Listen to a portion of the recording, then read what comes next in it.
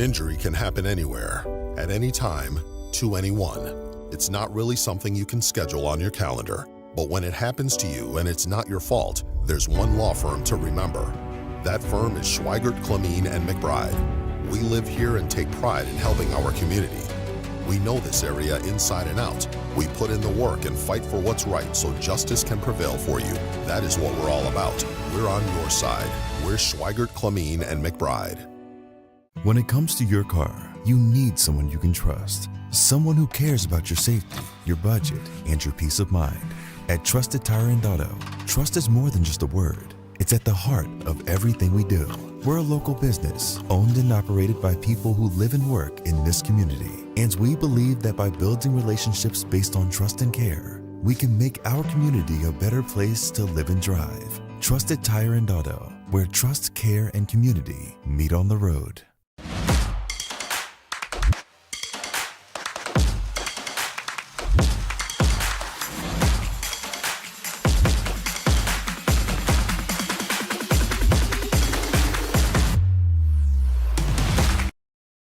Great news! If you're looking for a new vehicle, Ryan Family Dealerships has the best selection we've had in years. You'll find fantastic offers from Nissan, Honda, Chevrolet, Buick, GMC, Cadillac, Chrysler, Dodge, Jeep, and Ram. Hold on! Ryan sells Chrysler, Dodge, Jeep, and Ram? Yes, we do, and we'd love to sell one to you. Visit one of our 5 convenient locations in Minot and Williston. Get your next vehicle from a name you know and trust. Ryan Family Dealerships.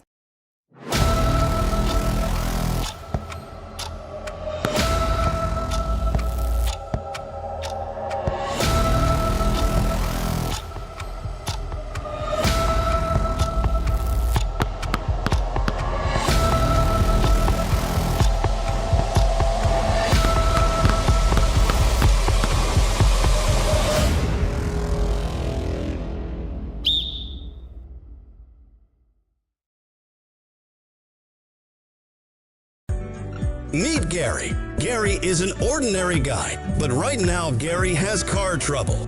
Gary doesn't know about magic towing. Don't be like Gary. Remember the name and the number. It's Magic Towing. We are here to help 24/7. Magic Towing in Western North Dakota. Don't be like Gary. Remember the name and the number. It's Magic Towing. There is no place like the country club. 18 holes of immaculate golf, along with golf simulator, PGA staff, club fitting and lesson, driving range and practice green, pro shop, delicious food, endless fun in the pool, and activities for the whole family. Learn more and become a member today.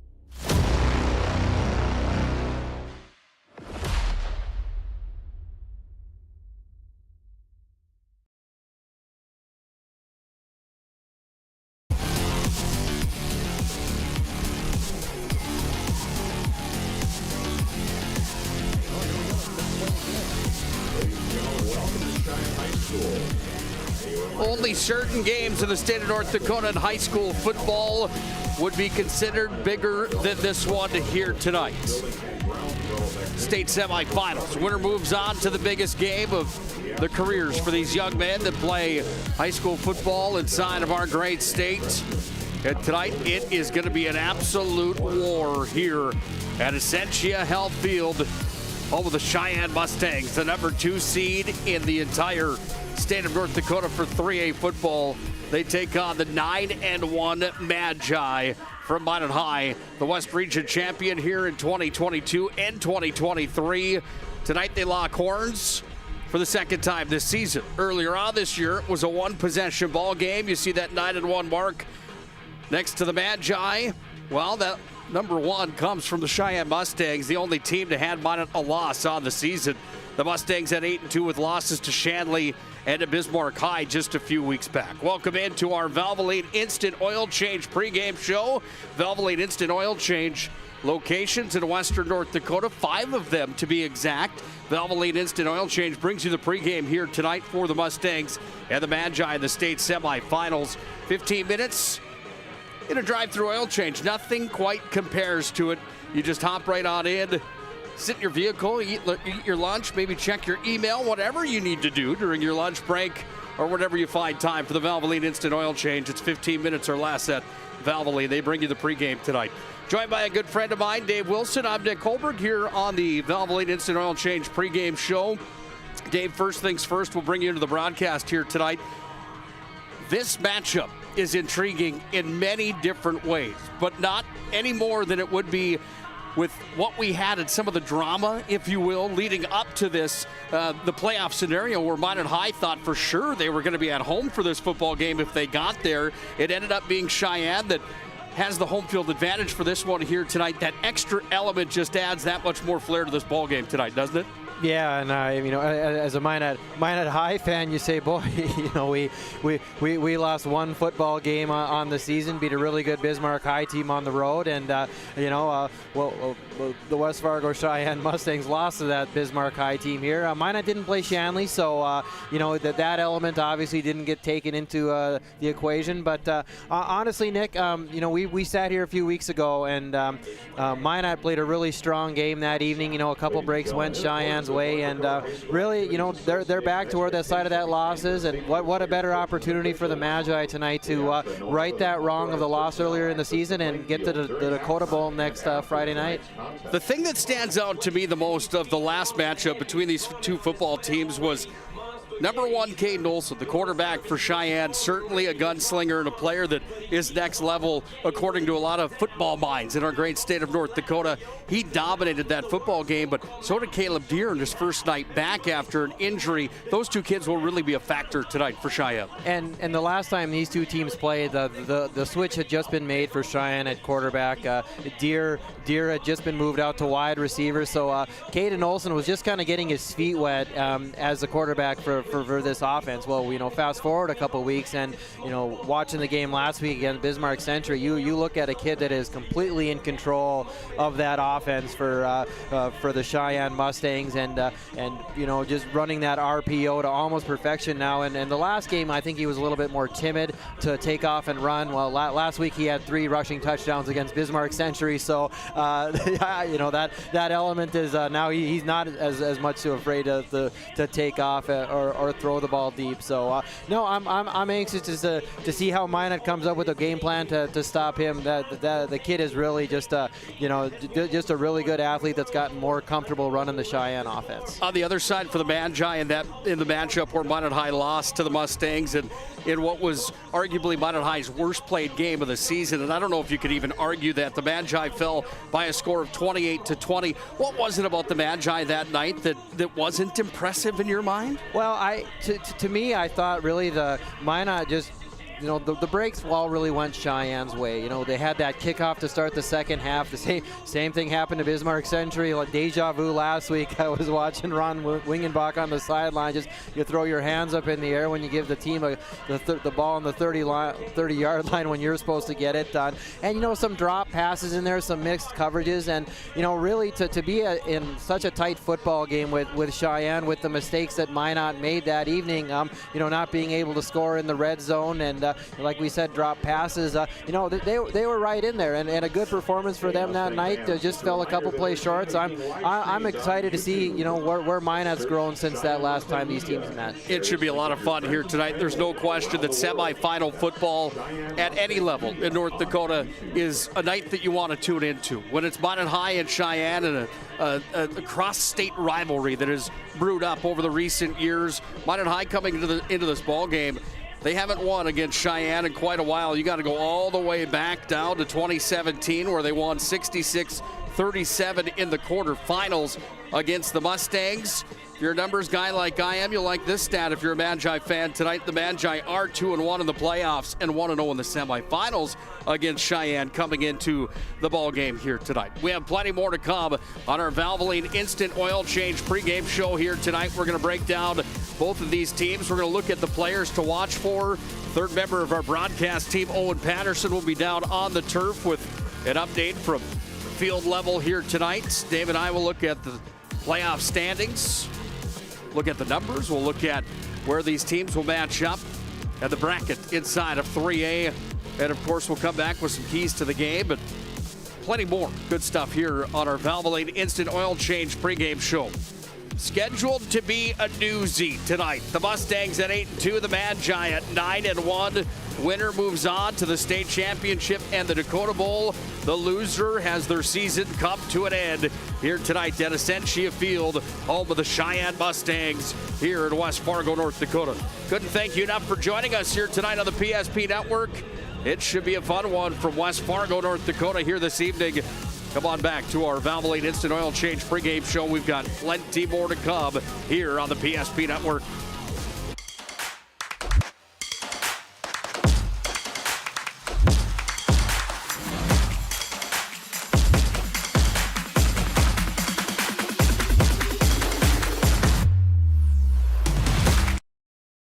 This presentation on the PSP Network is proudly brought to you by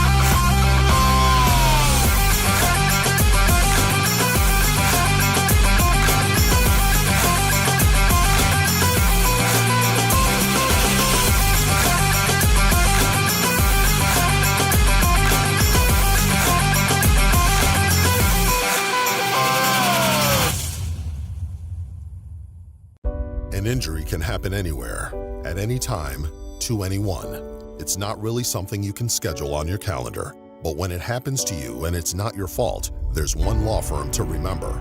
That firm is Schweigert, Clemeen, and McBride. We live here and take pride in helping our community. We know this area inside and out. We put in the work and fight for what's right so justice can prevail for you. That is what we're all about. We're on your side. We're Schweigert, Clamine, and McBride. When it comes to your car, you need someone you can trust. Someone who cares about your safety, your budget, and your peace of mind. At Trusted Tire and Auto, trust is more than just a word. It's at the heart of everything we do.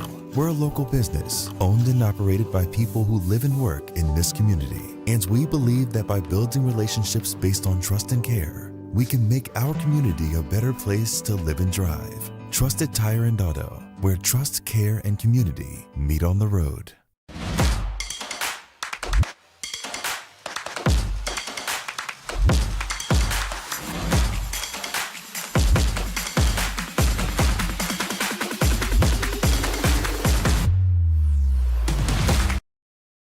This presentation on the PSP Network is proudly brought to you by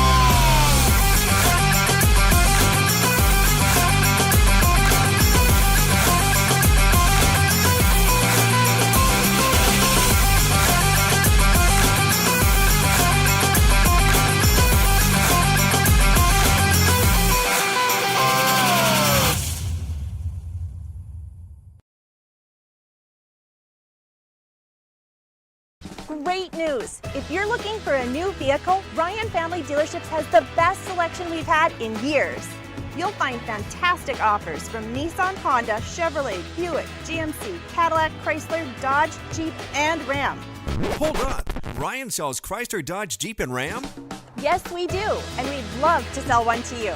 Visit one of our 5 convenient locations in Minot and Williston. Get your next vehicle from a name you know and trust. Ryan Family Dealerships.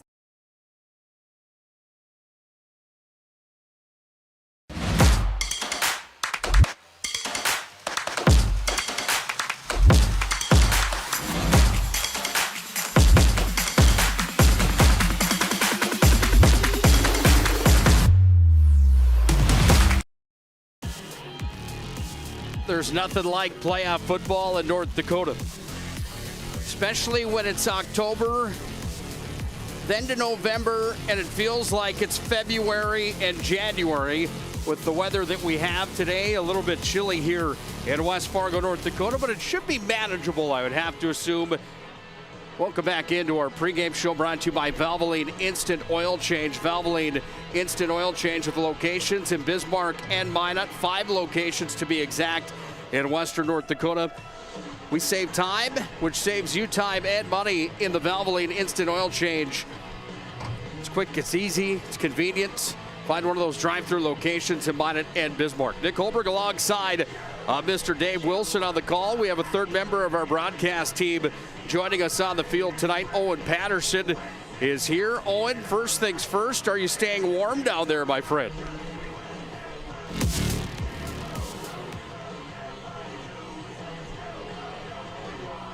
Do we have you down there, my friend? Well, we'll come back to him here in just a moment. He's on the field with a report coming to us from on the sidelines here tonight. No problem. We'll get that straightened out for you folks in just a moment here. Tonight's ball game on the PSP Network is brought to you by so many of those great sponsors that you see on the PSP Network each and every night.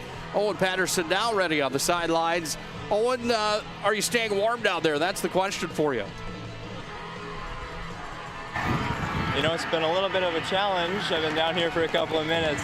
The temperature's in the mid-30s, but that's not going to distract these teams. They've been here just like last week.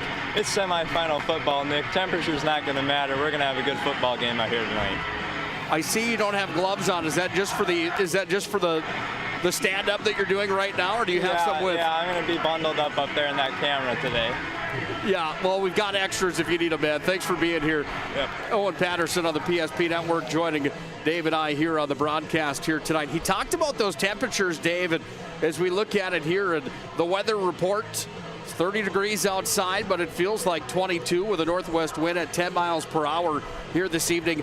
The big one for me, how much of a factor will that wind play? It's not much of a breeze, but at times it seems like it's gusting higher than 10 according to the weather that we found online. Well, walking into the stadium tonight, Nick, I kind of took a peek up at the flags here in the stands, and the flags were whipping pretty good. So I just took a couple minutes to watch the Sheyenne quarterbacks warm up when they were throwing into the breeze, and they had a tough time driving the ball down the field when they were going into the wind. Passes were kind of hanging up in the wind a little bit, the deeper ones that they were throwing. So, really that might affect the kicking game a little bit there. It didn't seem like too much of too windy when I was leaving my front door in West Fargo to head to the stadium. But then, boy, the way these the flags are whipping around here, it could be an issue in the ball game with throwing the ball into that north wind. It's going to be fun, nevertheless, here tonight as we get set and ready for the showdown on the PSP Network. See Old Glory, she's whipping just a bit over on the north side of the football field here this evening. Looking at the playoff bracket and how we got to this point in the season. Shanley was the number 1 seed. West Fargo was the 8th seed. All Shanley in round number 1. They won 50-14 over the Packers.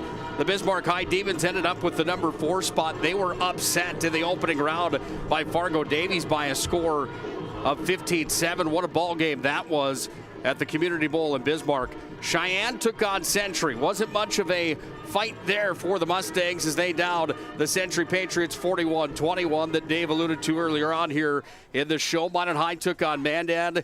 That was a draw for the Magi that a lot of people didn't like very much, knowing that Mandan and what they brought to the table, they were going to be a tough out for Minot High, and they certainly were. 23-14 ball game. The Magi got the win over Mandan last week. We'll talk about that just a bit more in a second, but it sets up our semis tonight. Davies is at Shanley. 5 against number 1. Sheyenne hosting Minot here tonight. The winner moves on to the Dakota Bowl and the state championship coming up next week at the Fargo Dome. By the way, we'll have wall-to-wall coverage, digital radio coverage for you of the entire Dakota Bowl 2023. Myself, along with Todd Domries, Chuck Claremont, Scott Woodmansey, Bryce Gutnick will all be there at the Fargo Dome next week. Looking forward to what should be another fantastic event. That's a long day of football, but there's nothing like it when you crowd 4 state champions under one roof in one day. Yeah, and a lot of excitement from the smaller schools in the community. The last time I was in the Fargo Dome for the high school state tournament was the high school state wrestling tournament when our foster son was wrestling in that. And just a small town got come together and all the excitement behind their kids. The Dakota Bowl, there's nothing like it. It's amazing that it's 30 plus years of the Dakota Bowl in the Fargo Dome. Doesn't feel like the building is that old, but it is very, very exciting day. Just a great afternoon day of football for North Dakota. Looking at the other game taking place tonight, you can watch that one live on the PSP Network as well at Shanley and Davies. And the Big Red Machine. The Deacons from Shanley are on top of the Eagles from Davies 24-0. That with 5:55 remaining in the first half. Shanley's going to be tough to beat, no matter who takes them on. Obviously, Davies finding that out the hard way right now, just across town here. Yeah, and really, if you'd asked the coaches for Fargo Davies when I woke up this morning, took the dog for a walk, we had 20-mile-an-hour wind gusts in the metro here, and that's a situation where, Davies would have said, we want a horrible, windy, if it snows, that'd be great. Anything to kind of stop that Shanley passing attack, because that is such a well-oiled machine. Coach Mattern, the play calling, the offense that they run, they are so tough to keep up with. So really not surprising that Shanley has had the better hand with Fargo Davies so far. Planet Pizza brings you this live look and call now if you're in the Magic City, 701-852-1700. Planet Pizza brings you mouth-watering pizza unlike anywhere else. It's Planet Pizza that brings you the live look in here this evening on the PSP Network, 701-852-1700. Try those Blue Buffalo breadsticks possibly. Maybe just a plain cheese pizza. It's all good at Planet Pizza. I'm telling you, Planet Pizza truly is out of this world. It's Nick Hulberg alongside of Dave Wilson for our pregame show here tonight. Brought to you by Valvoline Instant Oil Change. The Mustangs and the Magi tonight. And looking at the numbers of this ball game here tonight, Dave, on paper, there's a favorite here in this showdown. That would be the Magi coming in. But, of course, you can always take those numbers and throw them right out the window because they don't matter when we get into tournament time. Here's the numbers presented by ServPro tonight. ServPro with 24/7 emergency service and trained technicians. They've got advanced technology at ServPro. Shanley at 8-2. We talked about those losses against Bismarck High and Cheyenne, that is, Minot High at 9-1. Their only loss came to the Sheyenne Mustangs earlier on this year. In the conference, well, there are different conferences. In the EDC, Shanley took down Cheyenne 2-1. Took down Cheyenne, to put that record to 2-1. Minot wins the West region. They go 6-0 inside the WDA. Minot ranked number 2 according to the media of the state of North Dakota. The Mustangs are ranked number 4. In the standings, Minot finished second in the entire state, number 1 in the West. They win the West region crown. It was Cheyenne that took 4th inside the standings, number 2 in the East. Points for, well, the Magi have scored 341. On the other side, the Mustangs have scored 300. The Mustangs have given up 226. The Magi have only given up 85. The QRF had these teams at 3-2. There was a challenge by the Mustangs that put them up into the number 2 seed. Minot High falling to the number 3 seed when it shakes out at the very end. X factor here tonight. Home field advantage certainly doesn't hurt anything in my mind, Dave. On the other side for the Magi, that defense only giving up 85 points on the year. If they can stop the big play from the Mustangs here tonight, they very well could be victorious here in West Fargo. This will not be a cakewalk for either team by any sense of the word. No, and I think you just mentioned it. Kind of the key for Minot is that big play potential with West Fargo Cheyenne. Whether we see Pino in the backfield for Cheyenne or whether we see Race Wilson, I mean, you've got Deere, you've got Nodal, I mean, Petchuk on the line, big time playmakers, and that'll be the challenge for Minot tonight is just kind of keeping those big swings of momentum away, not turning the football over, keeping their offense on the field to try to limit what Cheyenne can do.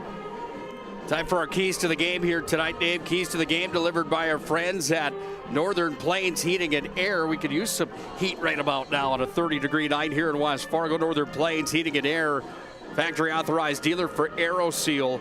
Give them a call today. No other way to seal your heating and air game. The Northern Plains Heating and Air. For me, the biggest key, Minot High's defense and that X factor and key are almost the same thing. If their defense plays the way they have on the season, 5 shutouts for them on the year, if they can play big that way, Minot High's going to have a pretty good shot here tonight. They're going to score some points. Then again, Cheyenne's got a pretty good defense as well, but for them, their key time and space, if they're able to get time for their quarterback and make some of those aired out plays here tonight, Cheyenne very well could be successful. We'll come back to these keys to the game, but now let's turn it over to Cameron Holland. The voice of the Mustangs is we're going to salute our great country with our Star-Spangled Banner here tonight. Here's the PA voice of the Mustangs, Cameron Holland. Between the Magicians and the Mustangs will be played under the strictest code of good sportsmanship. The North Dakota High School Activities Association, the Eastern Dakota Conference, and school administration encourage and promote good sportsmanship by student athletes, coaches, and spectators. we ask that you cheer for your team and be respectful of the opponents. As high school student athletes and representatives of their communities, the Mustangs and Magicians are committed to fair play, responsibility, and respect. They invite you to support their effort. Together, let us all help create an environment for high school competition that we can be proud of. Working the chains tonight are Matt Clayman, Kyle Benjamin, Mark Woodbury, and Les Moe. And up in the press box, we have Eric Dick, Seth Kaiser, Myron Loberg, and my name is Cameron Holland. I'm proud to be the voice of the Mustangs. A huge thank you to all event staff for helping organize tonight's event. And now, ladies and gentlemen, we ask you to please stand if you're able, remove any headwear, and remain at attention as we honor America with the playing of our national anthem.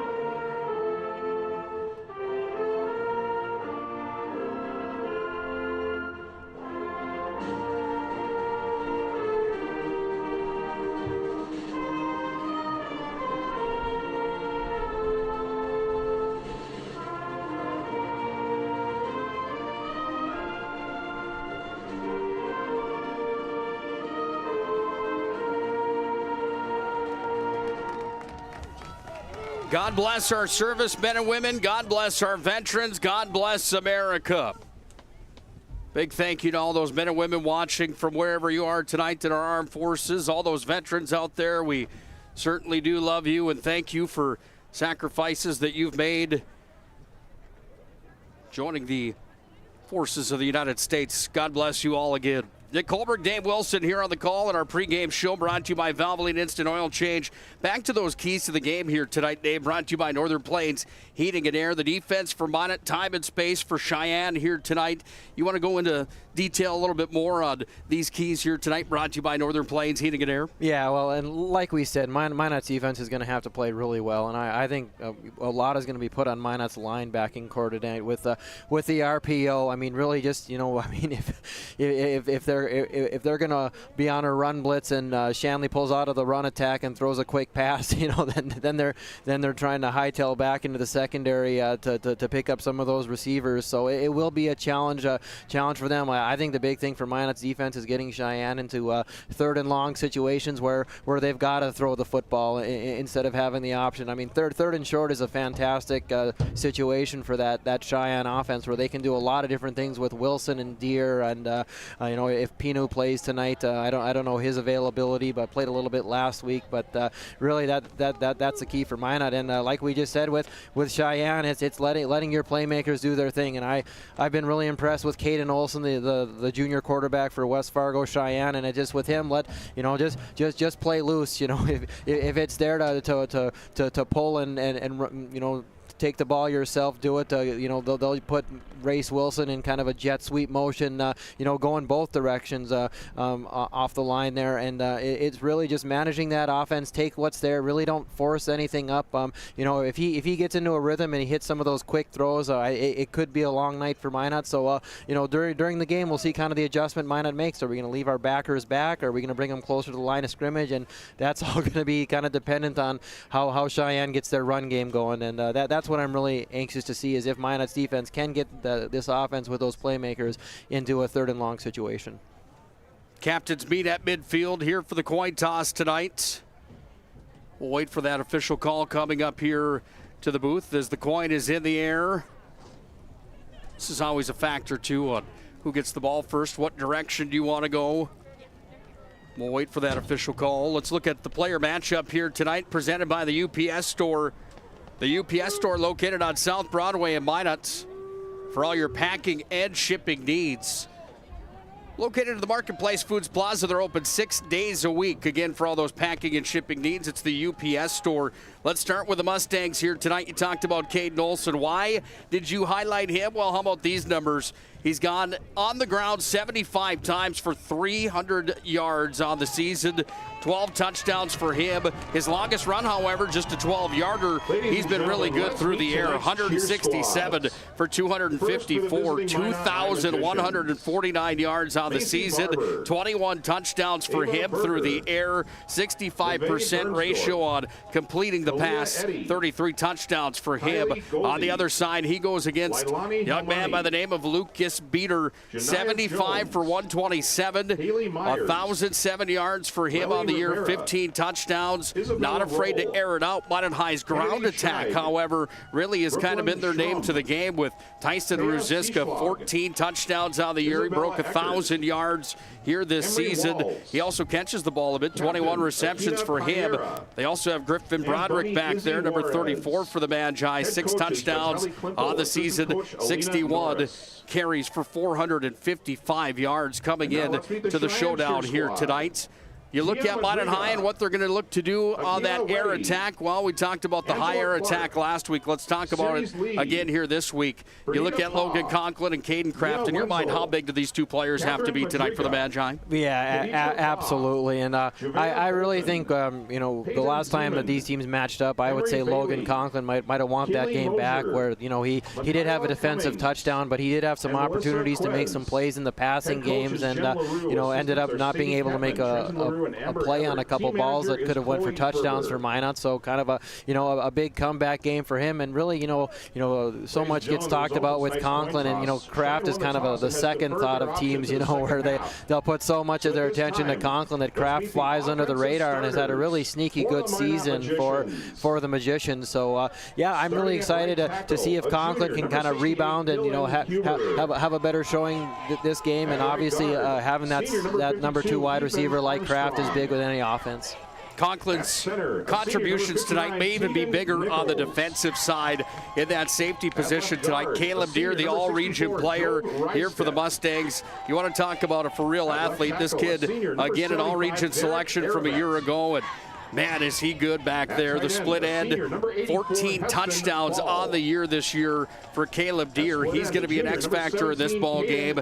He also runs the ball just a bit. That coming back earlier in the season when he took the snaps as the quarterback. But besides Caleb Deere, Cooper Bryant has 34 receptions, 11 more for Noah Olson. Colby Walter with 23. But Race Wilson might be the X-factor of the entire ball game here today. Yeah, absolutely. And you throw a kid out there like Cooper Bryant, going way back in the early 2000s. His dad played on the University of North Dakota football team that won the national championship, so there's a bit of athletic prowess there. My wife actually works with his mom, and a very, very nice lady. Got a chance to talk to her a few weeks ago at parent-teacher conferences. Just a good family. Obviously great athletes in there, but like you mentioned, you've got Wilson in there, and I mean, you've got Walter stepped up, and his brother Noah Olson, Caden's brother. I mean, really, it's pick your poison with the athletes. There's a lot of them running around the Sheyenne sideline. One more quick Planet Pizza Live look in. Well, they just went to a break across town. It's Shanley that is all over Davies right now. They're well on their way to the state championship. The winner of this one will meet them in the Dakota Bowl. That comes up next week. We'll have digital radio coverage for you on the PSP network. Dave, what do you say? Should we put a cap on this Valvoline Instant Oil Change pregame show? Yeah, absolutely. I'm ready for a really good high school football game. I am too, my friend. Hope you fans, wherever you may be tonight, are buckled in and ready as well. It should be an all-out Donnybrook tonight. The 8-2 Mustangs, the 9-1 Magi. It's a rematch from earlier on this season. Winner moves on to the state championship. Loser goes home. If you don't have goosebumps and you aren't tickled pink for this one, you might not have a heartbeat. Showtime when we come back to Essentia Health Complex here in Fargo. On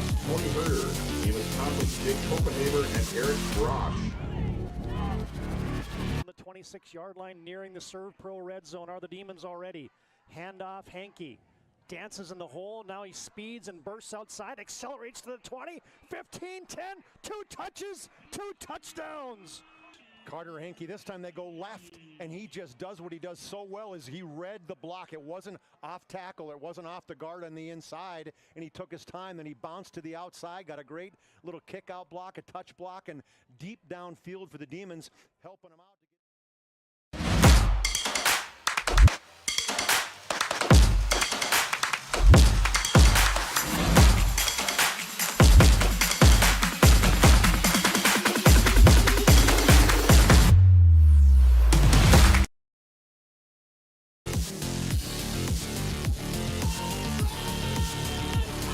It's officially showtime here at Essentia Health Field, home of the Sheyenne Mustangs.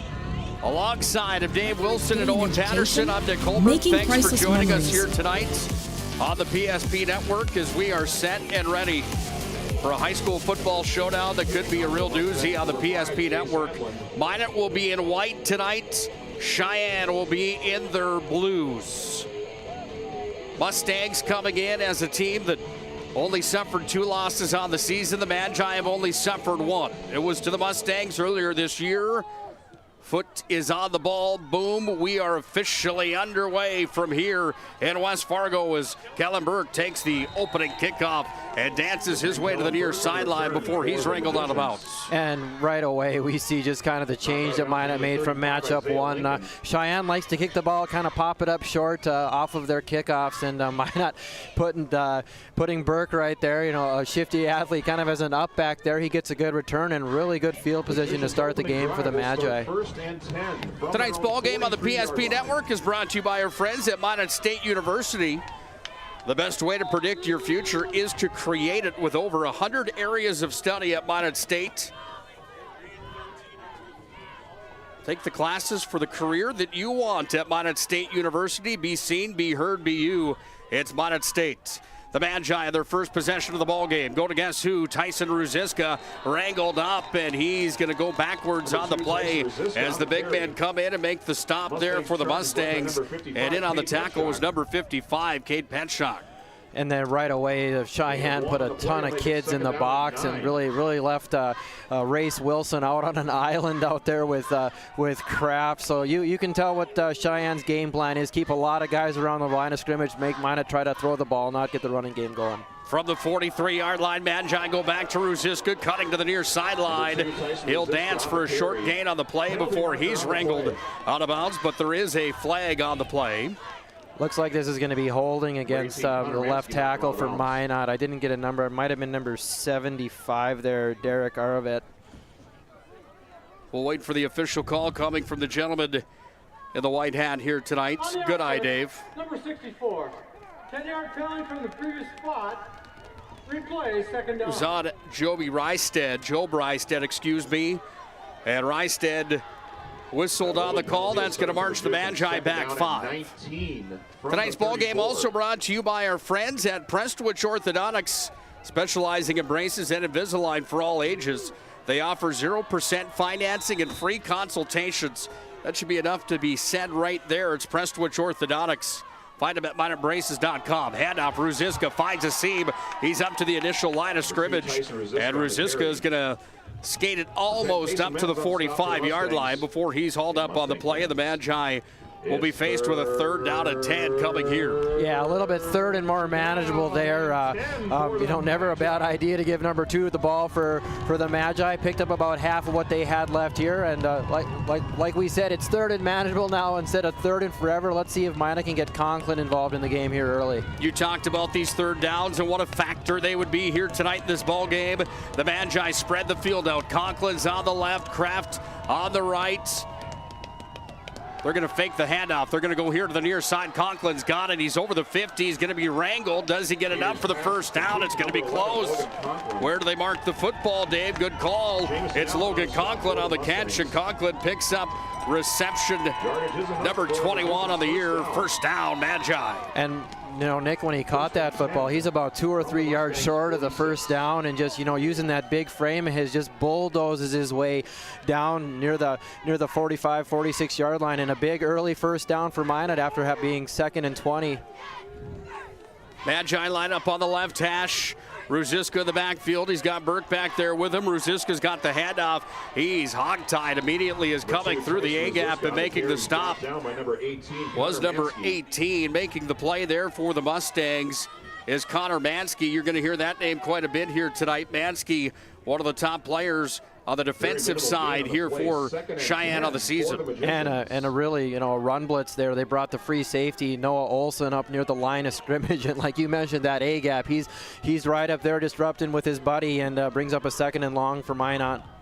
Mansky's 65th tackle on the season. The Magi work from midfield at the Cheyenne 45-yard line. Beater back to pass, taking a shot, far side, off to Kraft. He's got it, it's complete to the Magi are into the red zone. And Minot just taking advantage of Cheyenne having 7 guys around the line of scrimmage. If they're going to be playing basically a cover 0, you've got great wide receivers in Kraft and handoff here to Ruziska. He dances, makes a play. Ruziska still on his feet with a gain of just about 5 on the play. And Tyson Ruziska, after the Kraft catch, has the Magi deep in the ServPro red zone. ServPro 24/7 emergency service with trained technicians and advanced technology. Find them online at servpro.com. They're in western North Dakota. Boy, and to finish my thought there, Minot went really quick there. No, I couldn't get my thought in before the next play. Just having Conklin and Kraft out there and cover 0, single man coverage, advantage Minot there. From the right hash, marked at the 14-yard line, handoff Broderick, first carry of the ball game, and Broderick, like a bulldozer right down Broadway, he's going to pick up a yard or 2 on the play, and it brings up a 3rd down situation here. Well, there you see Chauncey Hendershot on your screen, the head coach of the Magi. Year number 4 for Chauncey. He improved to 18-18 after he picked up his first playoff win 1 week ago over Mandad on their home field at Dwayne Carlson Stadium. From the right hash this time, the Magi in white working here. Beater under center, puts Kraft into motion. They fake to him. They go to Broderick. Broderick takes it to the left, and he's wrangled up on the play as Kason Benz has his 60th tackle of the season. And a 4th down. Faces Minot High School here on their first offensive drive of the ball game. Do you use Kellen Burke? Do you go for a 1st down with a 4th down and 1? Or do you try to strike for some blood early on, Dave? Looks like they're going to go for it here. They spread it out. Kraft on the right, Conklin on the left. Ruziska in the backfield, hard count from Beater. They get the Mustangs to jump, and the Magi get the free 1st down, and it's 1st down and goal for the Maroon and Gold. And something that just drives coaches crazy, where we get into a fourth and short, 3rd and short situation, guys. You got to hold your water. That use an old Brad Childress quote from the Minnesota Vikings. They're going to be going hard count there. You got to be able to hold your water, not jump across the line, and a free 1st down for Minot now inside the 5-yard line. Magi are going to set it up with Ruziska in the backfield. You've got Conklin over on the left side of your screen. Kraft on the right. Under center is Beater. They fake it off to Kellen Burke. They hand off here. Ruziska goes forward, and then he's going to be met by Menz again. Mansky in on it as well, and the stop is made for the Mustangs. Right, and really that's kind of a play, too. You keep that in the back of your mind for Minot with Cheyenne having so many kids around the line of scrimmage. That situation, kind of a play-action look, and someone's going to be open in the end zone with that many kids running downhill to the football for Cheyenne. Up to the ball are the Magi with it marked at the 6-yard line from the middle of the football field. 2 wide receivers this time on the left. That's Ruziska, the motion man. They hand off to him. Oh, he goes over to the far side, trying to cut before he got to the edge, and he's wrangled up in a hurry as Noah Olson comes in from that safety position and slams the door, and all of a sudden it's a 3rd down and goal for the Magi. Yeah, and it looked like Minot kind of tipped their hand there that they were going to run to the right there with, stack behind the tight end look there, and, a good play by Olson, getting past some blockers and making a really nice tackle on Ruziska. In the ServPro red zone are the Magi on their first drive of the ball game. They spread it out again. This time they've got Broderick make it Ruziska in the backfield. They hand off to him, cuts to his left, then his right, still on his feet, trying to dance, push forward. He's near the goal line. Not going to be enough for a touchdown, but it's going to be close to a 4th down And a short, well, it's longer than it looked from up here on the original call, 2.5 to get into the end zone. Goal from the 2-yard line. Well, either way for the Magi, they're trying to punch one in here. Ruziska in the backfield again, looking for touchdown number 15 on the season. We might see a timeout coming here. Chauncey Hendershot. Oh, they hand it off. It was a fake play. They go to Ruziska. Ball's on the ground. It's going to be picked up. Here the other direction we go now for Irie. Irie's going to be off to the races at the 50, 40, 30 down. Conklin trying to catch him. Conklin gets a hold of him at the goal line. Is he in for a touchdown? Ball's fumbled and picked up by number 13. All the way down to the 1-yard line. What a play that ended up being. Right, and you know, just kind of a trick play, you could say, there for Minot, where they brought Beater over and direct snap to Ruziska, and I didn't see who hit Ruziska there near the goal line, but just a jarring hit. The ball gets loose. You know, credit Conklin for running down the Sheyenne player who picked up the football. They're saving a touchdown for the time being, but just a huge swing of a momentum there for Sheyenne, going from from their 1-yard line to Minot's 1-yard line in just about a 30-second span.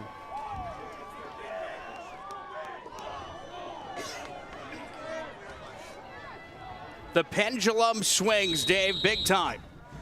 Mustangs at the 1-yard line of the Magi now as they're going to hand off here, dancing towards the goal line. Not quite enough for a touchdown. As Olsen, the quarterback, tried to get in, but he was stopped at the last line there by Anthony Brown. Right, and that mentality, make him snap it again. Maybe it's a situation where we're looking back and saying, my goodness, what a play by Logan Conklin to chase the man down all the way down to the 1-yard line, never give up mentality, and Cheyenne's got to earn this touchdown with their offense. Caden Olsen from under center, ball's on the ground. It's going to come all the way back to over the 5-yard line, up to about the 7. As again, Brown was there, as was Broderick from that linebacker spot. And this will bring up a 3rd down and goal here for the Mustangs. Right, and here you go with making it into an obvious passing situation here for the Mustangs. So we'll see if Minot's able to kind of take the punch there from the big swing of momentum and force them into maybe a 4th down play or a field goal. Play clock down to 14. Mustangs up on the football.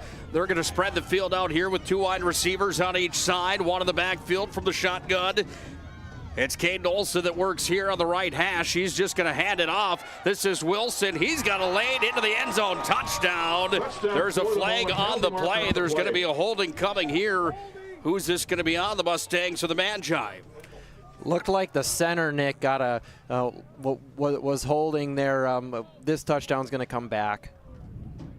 Holding, offense, number 50. While you watch it on the replay, dancing into the end zone was Race Wilson. He thought he had his 10th touchdown of the season, but that play is going to be called on the holding. Good eye again, Dave. And the Mustangs are going to come all the way back up to the 16-yard line. And I don't know if they got the right number there, Nick. They got Petchuk on that hold, and I thought it was 52, not him. But nonetheless, it's a 3rd and long. Minot dodges a bullet. Spread out offense again across the middle. Olsen sent it up. Flag on the play across the middle as the coverage was there. Pass intended for number 1, Colby Walters, incomplete. Penalty on the play. Looks like they're going to get a pass interference on Minot. Number 5 there. I thought he made a good play. Anthony Brown on the football there. They may talk about this one, Nick. I thought it was kind of at the same time there, but we'll see what they come up with the call.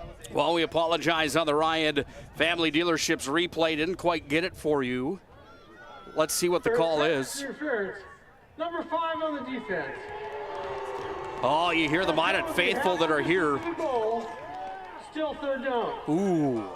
Anthony Brown on the season, he's been voted our MVP in back-to-back games. Why? Well, 4 interceptions for him on the year. He has been an absolute animal in the secondary. He gets flagged for pass interference there.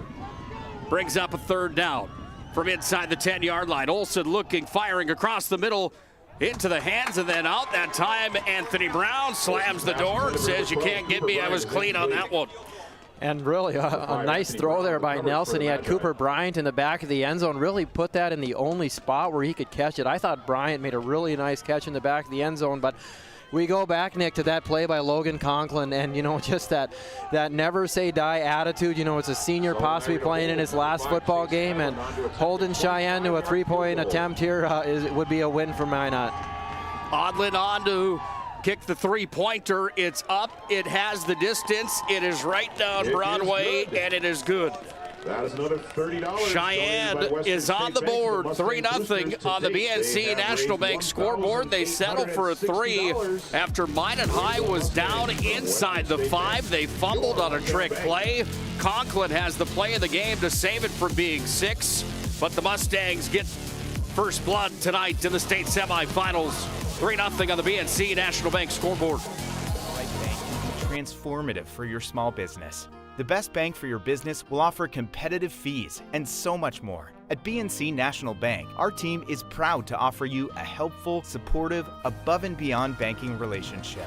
Starting to stress about the complexities of qualifying for a small business loan? BNC can guide you through the process with much less stress and likely far more success. Speak to one of our team members today.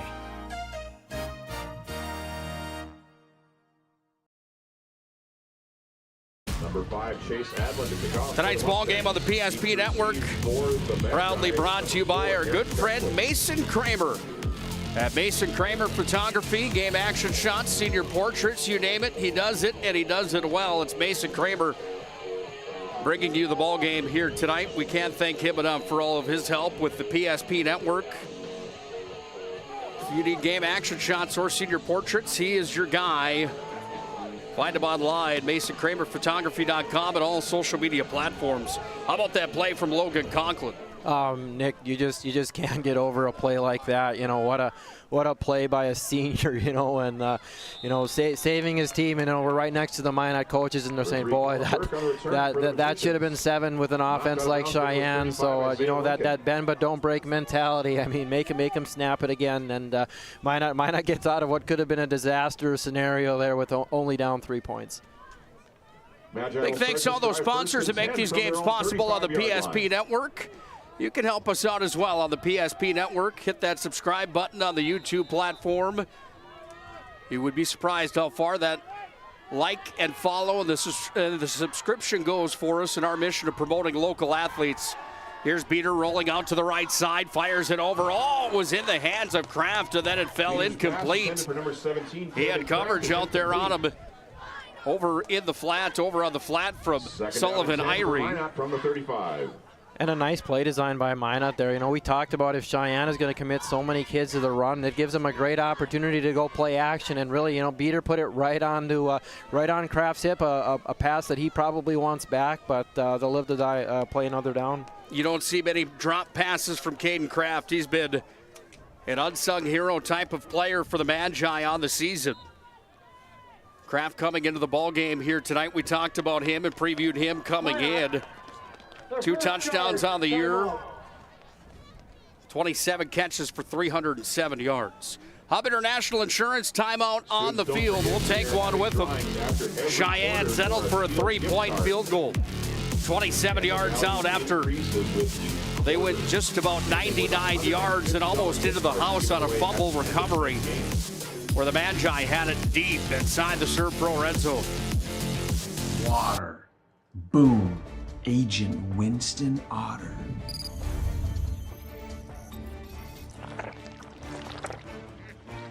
He's been called the human sponge.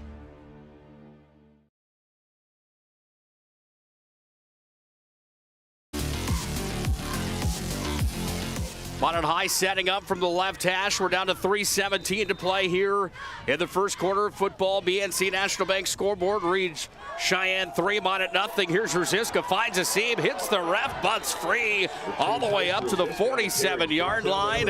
And Tyson Rosiska's got the motor on for a first down for the Magi. Really, and he was hitting another gear and, ran into the official in the middle of the field, slowed him up a little bit. But a good second down play for Minot and moved the chains. In the conversation, I'd have to think for the athlete of the year in the WDA, 17 touchdowns for him coming into the showdown here tonight. 157 carries on the season for 1,370 yards for number 2 in white. He's got it again here. Dances to the right, goes back to the left. Big gain again. Ruziska's going to gain at least 5 on the play, and he's up to midfield right on top of the Mustang head here at Essentia Field in West Fargo. And a nice block on the outside there by Heston Fall, big tight end for Minot. Really did a nice job sealing that Petchuk there on the edge. Not an easy kid to handle, or might have actually been Braden Nelson, but good job to get 5 yards up the field for Minot. Minot High spreads it out with Kraft and Conklin on the left. Ruziska's in the backfield.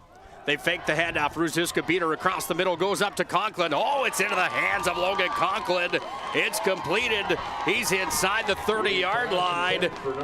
And the Magi are going to move the chains again. Actually, it looks like they're going to call it incomplete, Nick. His back was us to there, Nick. I didn't get a good look whether he caught that football or not. Well, let's look at it again here on the Ryan Family Dealerships replay. Ryan Family Dealerships. Locations in western North Dakota. Well, hard to tell from that replay angle. Nevertheless, it's a 3rd down for the Magi. They go to Ruziska this time. He's going to cut over to the right side. 1st down and more. He's up over the 40-yard line. And Tyson Ruziska continues to impress for the Magi. And having a kid like that in the backfield, Nick, really, it's 3rd and 5. It's 2nd and 20. Give him the ball, and he can make things happen there too. Where Minot doesn't necessarily have to pass on 3rd and long, because a kid like that, can put his foot in the ground and get 5 yards for you really quick.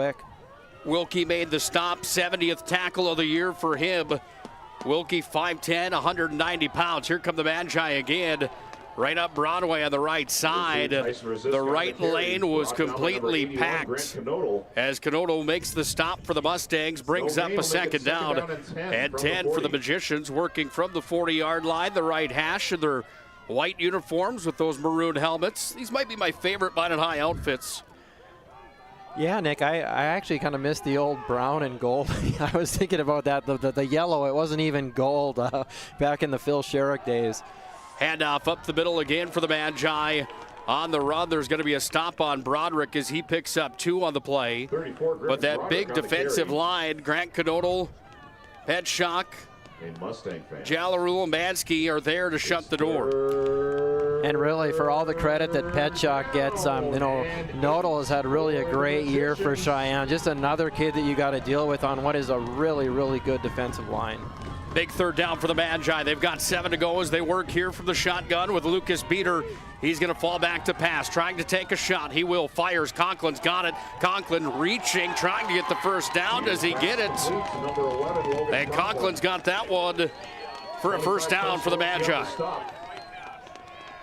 That yardage is enough for a Minot 1st down. And again, Nick, he's probably about 1.5 yards short, and just uses that big body to lean forward, and that should get us to the end of the 1st quarter here, and Minot will be happy to just run it down, and Minot will have the win now going into the 2nd quarter.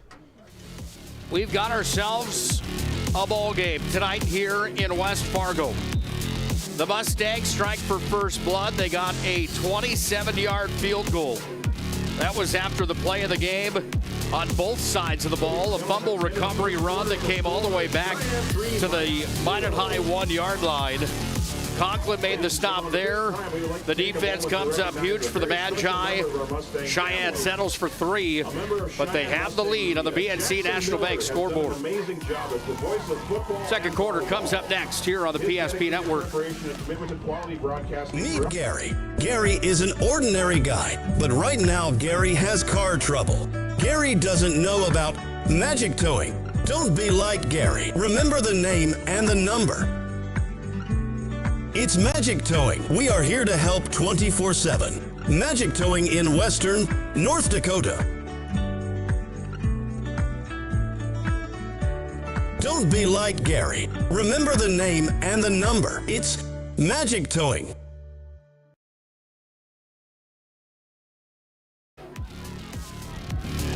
Time for our 2nd quarter of football on the PSP Network.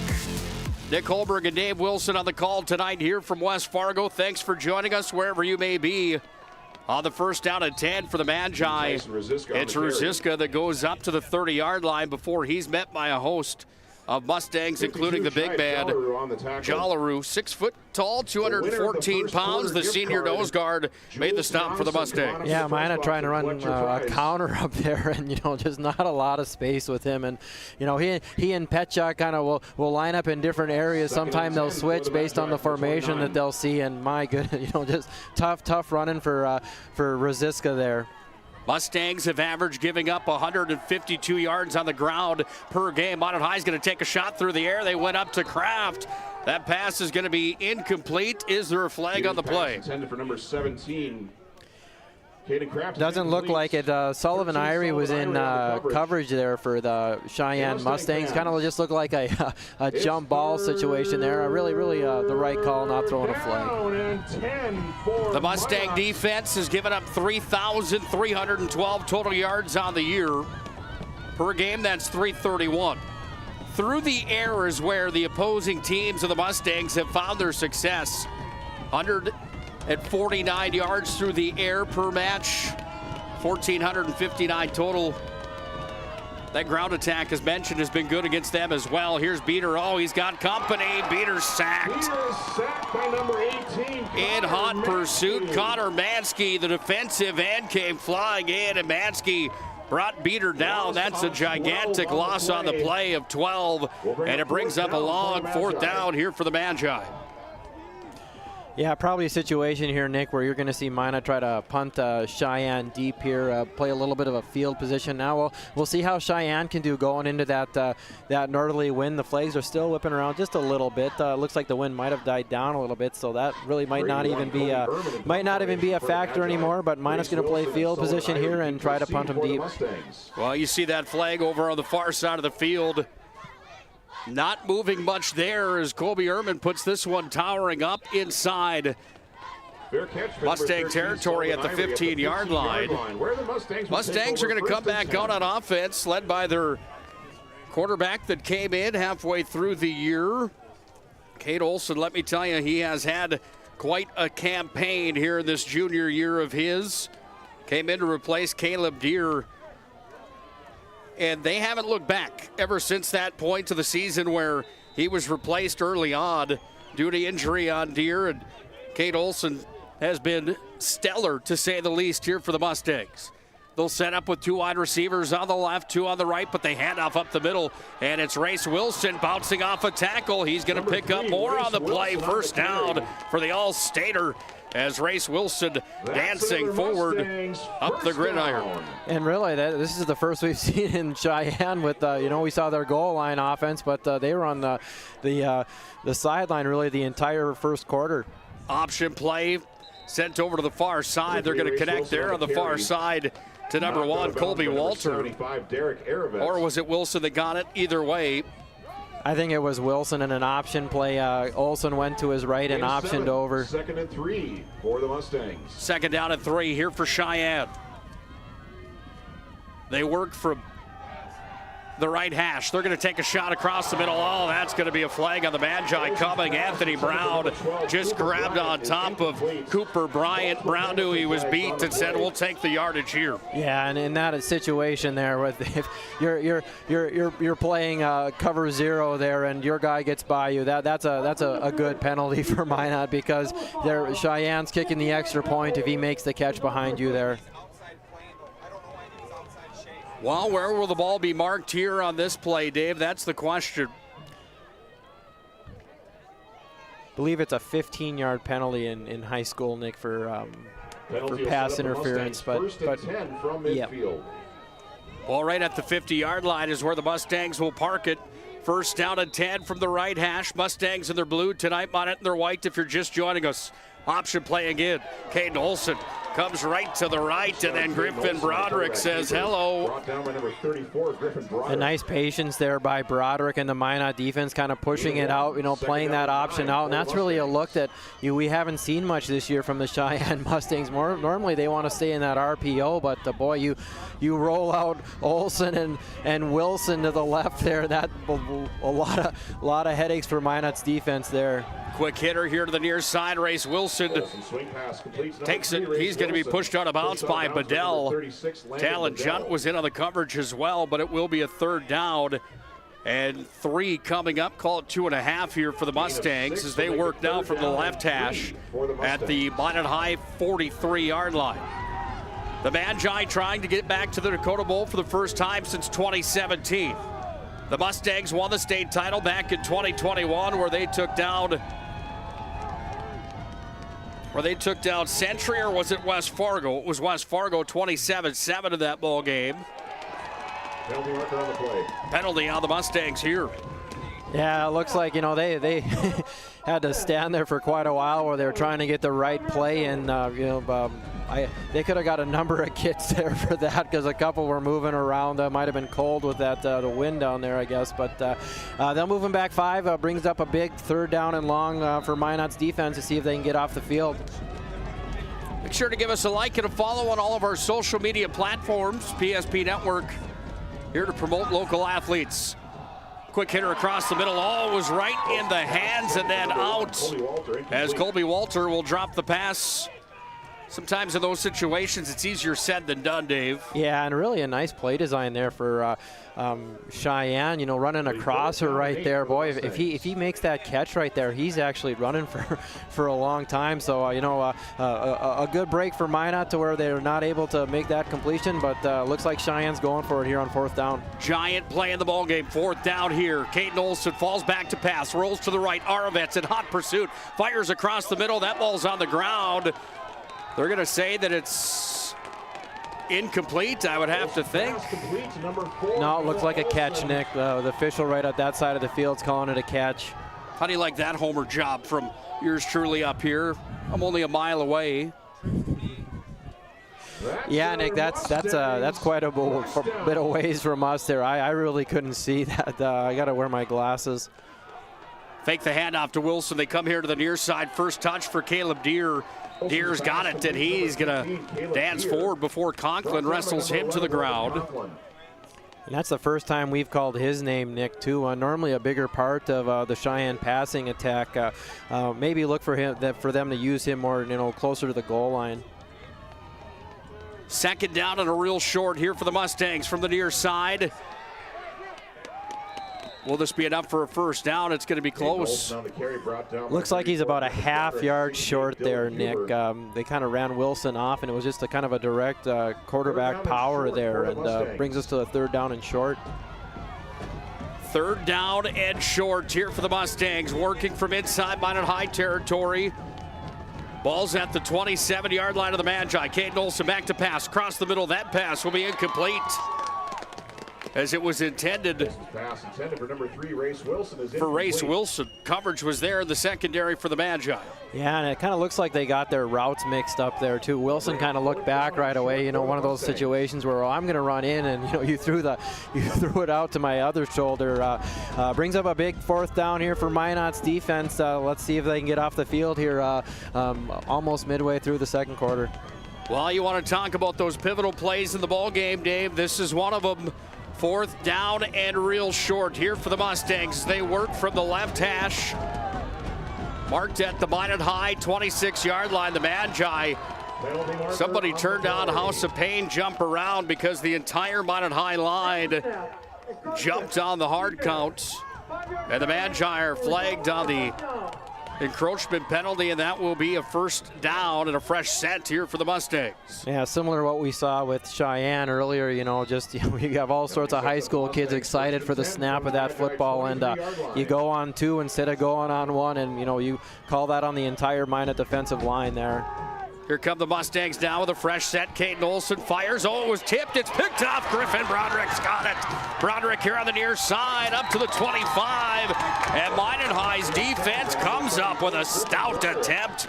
They pick it off, and Griffin Broderick from the linebacker position ends up with the football. The Magi get the ball back. Right, and really just a great time to bring pressure for Minot. And Broderick's dropping back almost in a zone look there, and they get Olsen's arm, and he's kind of in the right spot at the right time, and he's able to get some yardage going the other way here with under 9 minutes to go here in the second quarter. Guess who for the Magi? That was Brady Larson that came flying in and forced that interception. Brady Larson, 4 sacks on the year, 27 solo tackles. He's got 47 combined on the year, and Brady Larson just forced the INT there. Beater's going to pick it up. He'll fire downfield, trying to go to Conklin on the near side, and it's going to be tossed out of bounds. Nice recovery there from Lucas Beater. However, a really sticky situation. Yeah, and almost a kind of a disaster scenario. They're really kind of lucky that Sheyenne wasn't bringing any kind of a run blitz there. We're kind of sitting back, so he's able to get the ball and just, kind of, make an attempt to, to live to play another down. Tonight's ball game on the PSP Network brought to you by our good friends at Planet Pizza. 701-852-1700. Planet Pizza brings you the ball game here tonight. We'll give you a live look in coming up in just a moment. It's 24-0 at the end of the third quarter in the other ball game that features Shanley and Davies. Here's that live look in as promised, brought to you by Planet Pizza. All right, as we do that, they go to a commercial break with Todd Domrey's right down the road. Well, Dave, a 3rd and 2 for the Magi with the ball marked here at the 35-yard line. Magi are in their own territory. They work from the middle of the field. They put Kellen Burke into motion, fake the handoff, go up the middle. Oh, big seam. Here goes Broderick. He's up over the 50.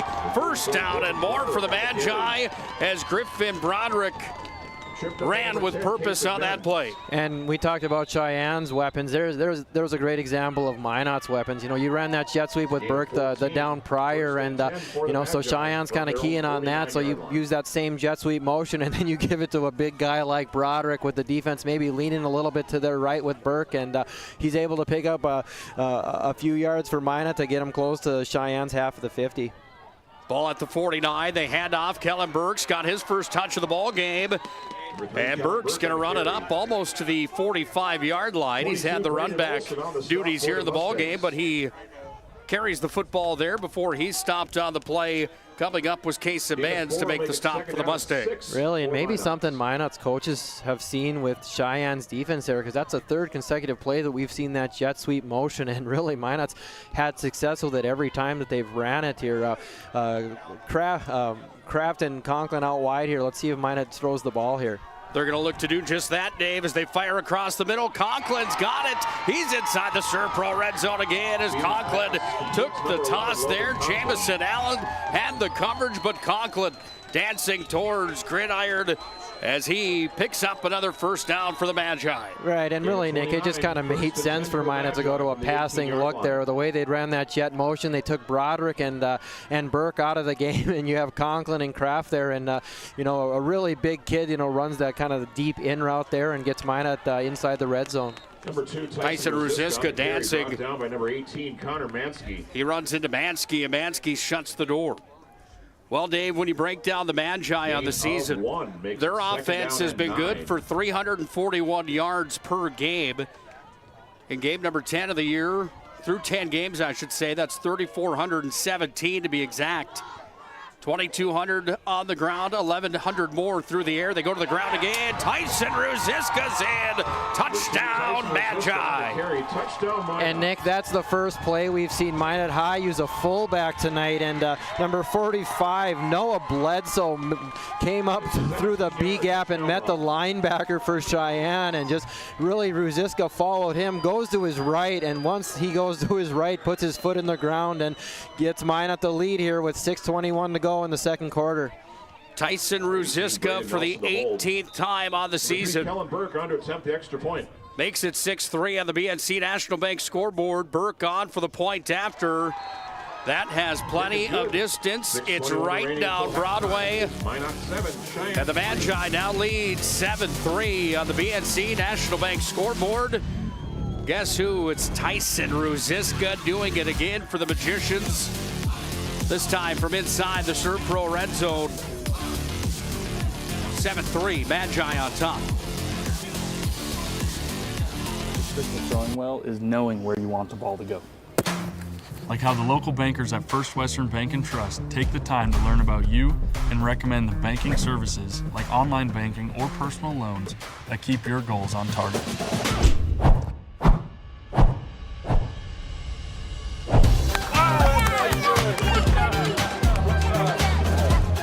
First Western Bank and Trust. You can bank on us.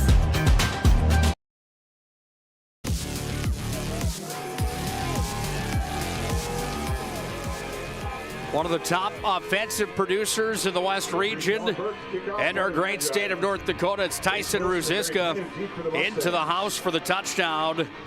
And the Magi find themselves on top 7-3.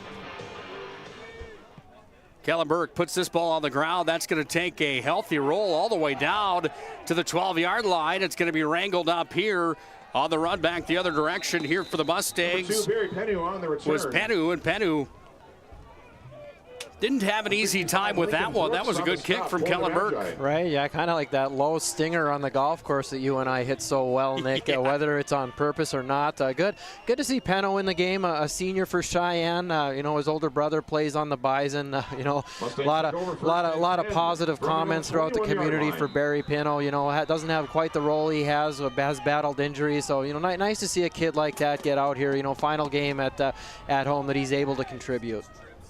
149 carries still for him on the year coming in, 618 yards, 6 touchdowns. He's gone for his longest of 49 of the season. Quick hitter, Race Wilson's got it. Wilson is going to be wrangled up on the play as Aravet will make the stop, but after a nice game for Race Wilson on the first down play here for the Mustangs with 6 on the dot left here in our first half. How big is this offensive drive for the Mustangs? Oh boy, the way that they score, maybe not really important, but important that they establish something and hold on to the ball for a little while. Race Wilson on the carry. Well, we talked about the Minot High offense. How about their defense on the year? They've only surrendered 568 total yards of rushing against. They've been exposed the most through the air with 1,357. They only give up 192 yards per game, Dave. The run works here for the Mustangs is carrying is Race Wilson.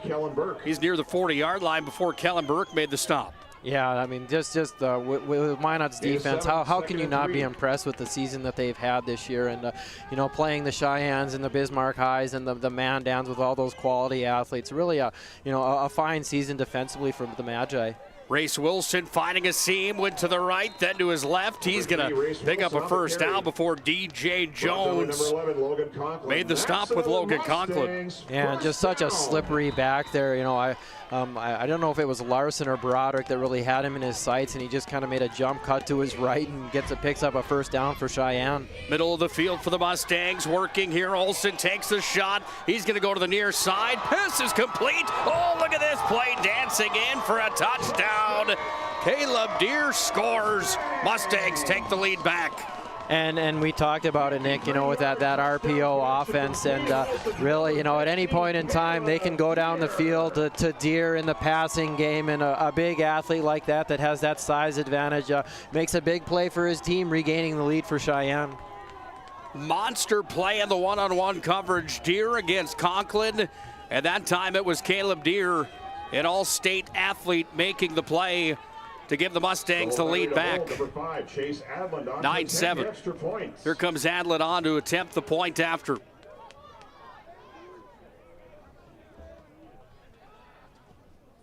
Lead moves back to 3 as that one goes right down Broadway. The kick is good. We've got ourselves a shootout here in West Fargo. Caleb Deere's into the end zone, courtesy of Caden Olsen. Olsen's 34th touchdown of the season. Caleb Deere picks up number 15 on the year, and the Mustangs lead by 3 on the BNC National Bank scoreboard.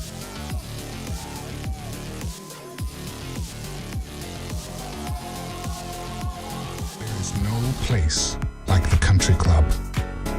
18 holes of immaculate golf, along with golf simulator, PGA staff, club fitting and lesson, driving range and practice green, pro shop, delicious food, endless fun in the pool, and activities for the whole family. Learn more. For the Magi, number 4, Aaron. Something special about the game of football, isn't there? Absolutely. What a response by Sheyenne there, and really you talk about sometimes you just let your playmakers make plays, and that's just Olson throwing the ball up to a playmaker in Deer, and a nice response to Minot's touchdown. Let's see what. Oh, and there's that. We talk about that short kickoff for Sheyenne again, trying to catch Minot. A nice job by Kraft stepping up. He did take a shot too, and we'll have a personal foul added on to that kickoff for Minot.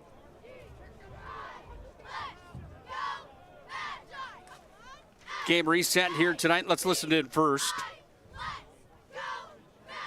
On the kicking team, kick catching interference, 15-yard penalty, first down. Well, I guess I thought that was supposed to be. I thought that was going to be on the late hit after Nick. I didn't really have kick catch interference there, but I guess Minot does have a right to the ball on the kickoff, and I thought he might take a fair catch there. But either way, Minot with great field position here now, with under 5 minutes to play in the second quarter. Game reset looks like this. Field goal for the Mustangs started things off. Ruziska then got into the end zone on the run. He's going to scamper over on the far sideline here, make that Kellen Burke rather. Thank you, Dave. And Kellen Burke flirting with the Serve Pro red zone. After Ruziska's touchdown, we just saw Olson connect with Deer. Point after was good, 10-7 on the BNC National Bank scoreboard. It's the Mustangs from West Fargo Cheyenne on top. BNC National Bank, locations throughout North Dakota and Arizona. BNC National Bank provides you with banking and wealth management services for personal or business. Here's Ruziska. Oh, he's going to bust free. He's inside the Serve Pro red zone. He's hauled up. He had a man to beat. Ruziska was going to dance on in for number 2 here in this ball game, but the stop is made. Minot High will take it nevertheless. And he just, as the game's gotten older, Nick, boy, is he running with some purpose there. It took a great shoestring tackle there from Olson to keep him out of the end zone. Handoff again, Ruziska cutting right down left. Ruziska beats a man, takes it over to the far side. That's going to be close for a first down. Deep inside the Serve Pro red zone go the Magi and Tyson Ruziska. Serve Pro 24/7 emergency service with trained technicians and advanced technology. Serve Pro in Western North Dakota. Tyson Ruziska is just something special. He will certainly be missed for the Magi in the years to come. And again, Minot's really found luck in the running game, running the jet sweep and using the fullback again there. Ruziska just following his buddy here, and he's back out, number 45 for Minot. Noah Bledsoe has done a great job blocking for Ruziska. He's going to block again. Ruziska's going to follow him.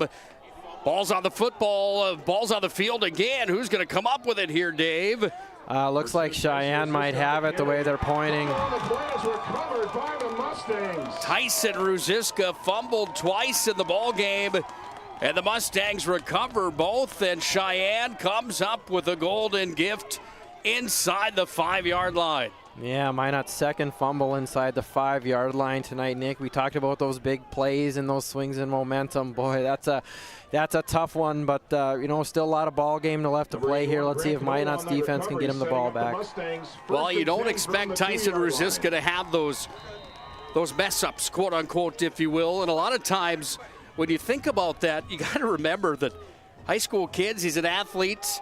He's done so many superhuman things on the year that when he does fumble a football, at times you almost forget that he is human. Right, and he's just trying to make a play there for his team, and that's a thing that happens. And it's turn the page and move on. It's a long football game. I mean, really, one play isn't going to decide this game in the long run. Well, Caleb Deer's come to play. That's 2 straight receptions to him. Cheyenne working from inside their own territory. Time ticks down at 3 minutes and 15 seconds. All the ball's down on the ground. Football's loose again. Who's going to jump on it this time?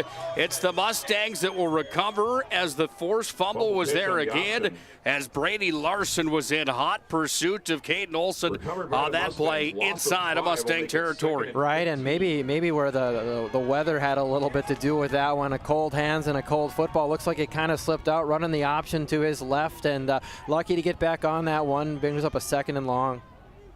Back to pass. Olson looking for a quick hitter. Now he's got time in the pocket across the middle. That pass wrangled there. It was Talon Junt on the coverage. Can't beat the coverage from Talon Junt. That was just about textbook. Right, and Cheyenne tried to do kind of a pump and go, and Junt sat on that route, and then Deere tried to kind of run an in off of that, and Junt just held his ground there, knocked the ball down, and made a big 3rd down here. 3rd down play off to Caleb Deere. Wrangled up in a hurry. As coming in on the stop again, Brady Larson comes in and slams the door. Right, and a really big response for Minot's defense there. Cheyenne is, that offense can score from anywhere on the field, and Larson there and Junt did a great. Oh, we got a timeout for Minot here, or did we have a flag on the play? Oh, looks like Minot took a timeout with 2:26 left to go in the 2nd quarter. But yeah, a big response by Minot's defense, forcing Cheyenne to punt. We're going to keep it right here. We'll take a live look in to the other state semifinal happening right now across town. 24-8, Shanley's on top of the Fargo Davies Eagles. 7:34 ticks down. That game in the 4th quarter already over at Shanley High School. We were there earlier on getting that ball game set up. You should have seen what that place was like walking in. They had these the one walkway into the football field, they had these giant banners set up that had all their state championships one by one listed. When you got past the state title banners, then you got into the pro football players that came through the Shanley program. When you got through the NFL guys and the CFL guys, then you ended up on your way into the college players that are currently playing college. Quite an intimidating venue to walk into. Mustangs forced to punt back in their own territory. They're going to fake it here. It's going to come all the way back up. This will be a 1st down and more. The trickery is on full display here today as Irie on the fake punt picks up the 1st down and more. He's all the way up over the 25-yard line, down to the 29, and the Mustangs had a trick of their own up their sleeve. Wow, and Nick, to run that play out of your own end zone there, I mean, all sorts of things could have gone wrong, and at this time of the season, don't hold anything back, and really just a kind of a trump card play there by Cheyenne to keep their offense on the field. Mustangs are going to try with the run here. They go right up Broadway. Wilson on the carry. And there was construction there, if you will. Broderick comes up with the stop, along with DJ Jones. That was a giant play. Remember that one, Dave. Hemmed into their own territory with under 2 to play here in our 1st half. They fake it to Wilson, passing deep downfield. Brown beat by Deere. No, he's not. What a play there as Anthony Brown comes up and makes the stop, as Caleb Deere would have been into the house for his 2nd TD of the ball game. Yeah, really nice recovery speed there by Brown, and out on an island there against one of the state's top receivers. Just a nice play by him to go stride for stride at the end to make sure that pass ended up incomplete. Looked like Caleb Deere had a step on him, and then Anthony Brown hits the turbos. They're going to try the same play this time to the near side. Open out in the secondary. The pass is made, completed, and reeling it in is number 1, Colby Walter.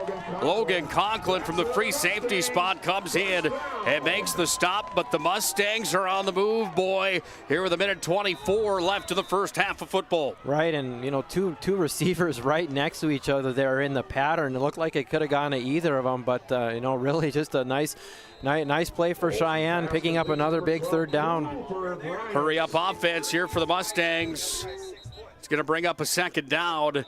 And now a timeout coming here, taken by Jeremy Newton, it looks like, here for the Mustangs. Newton coming in to year number 10 here with Cheyenne. Team that went 8-2 last year.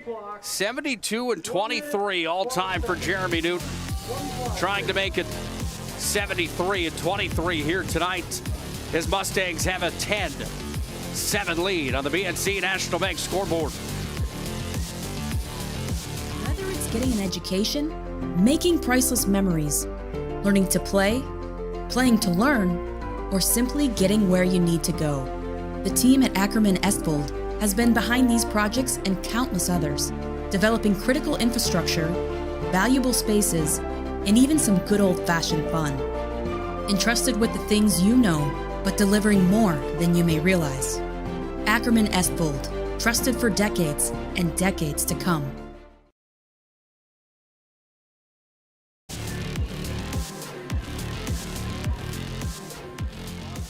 Pick any descriptive word that you want that describes importance. Insert here. Minute 12 left of the ball game. That descriptive word can be used big time because it is a second down and short. Mustangs taking a shot into the corner of the end zone.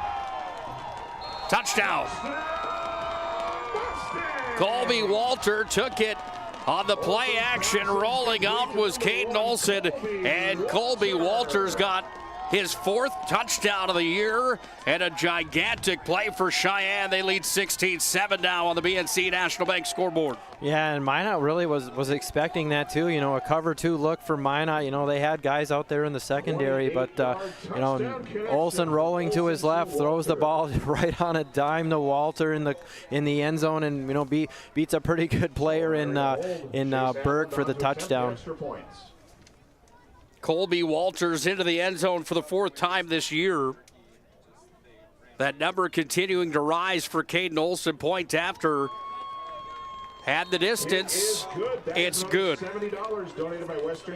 Walter from Olson.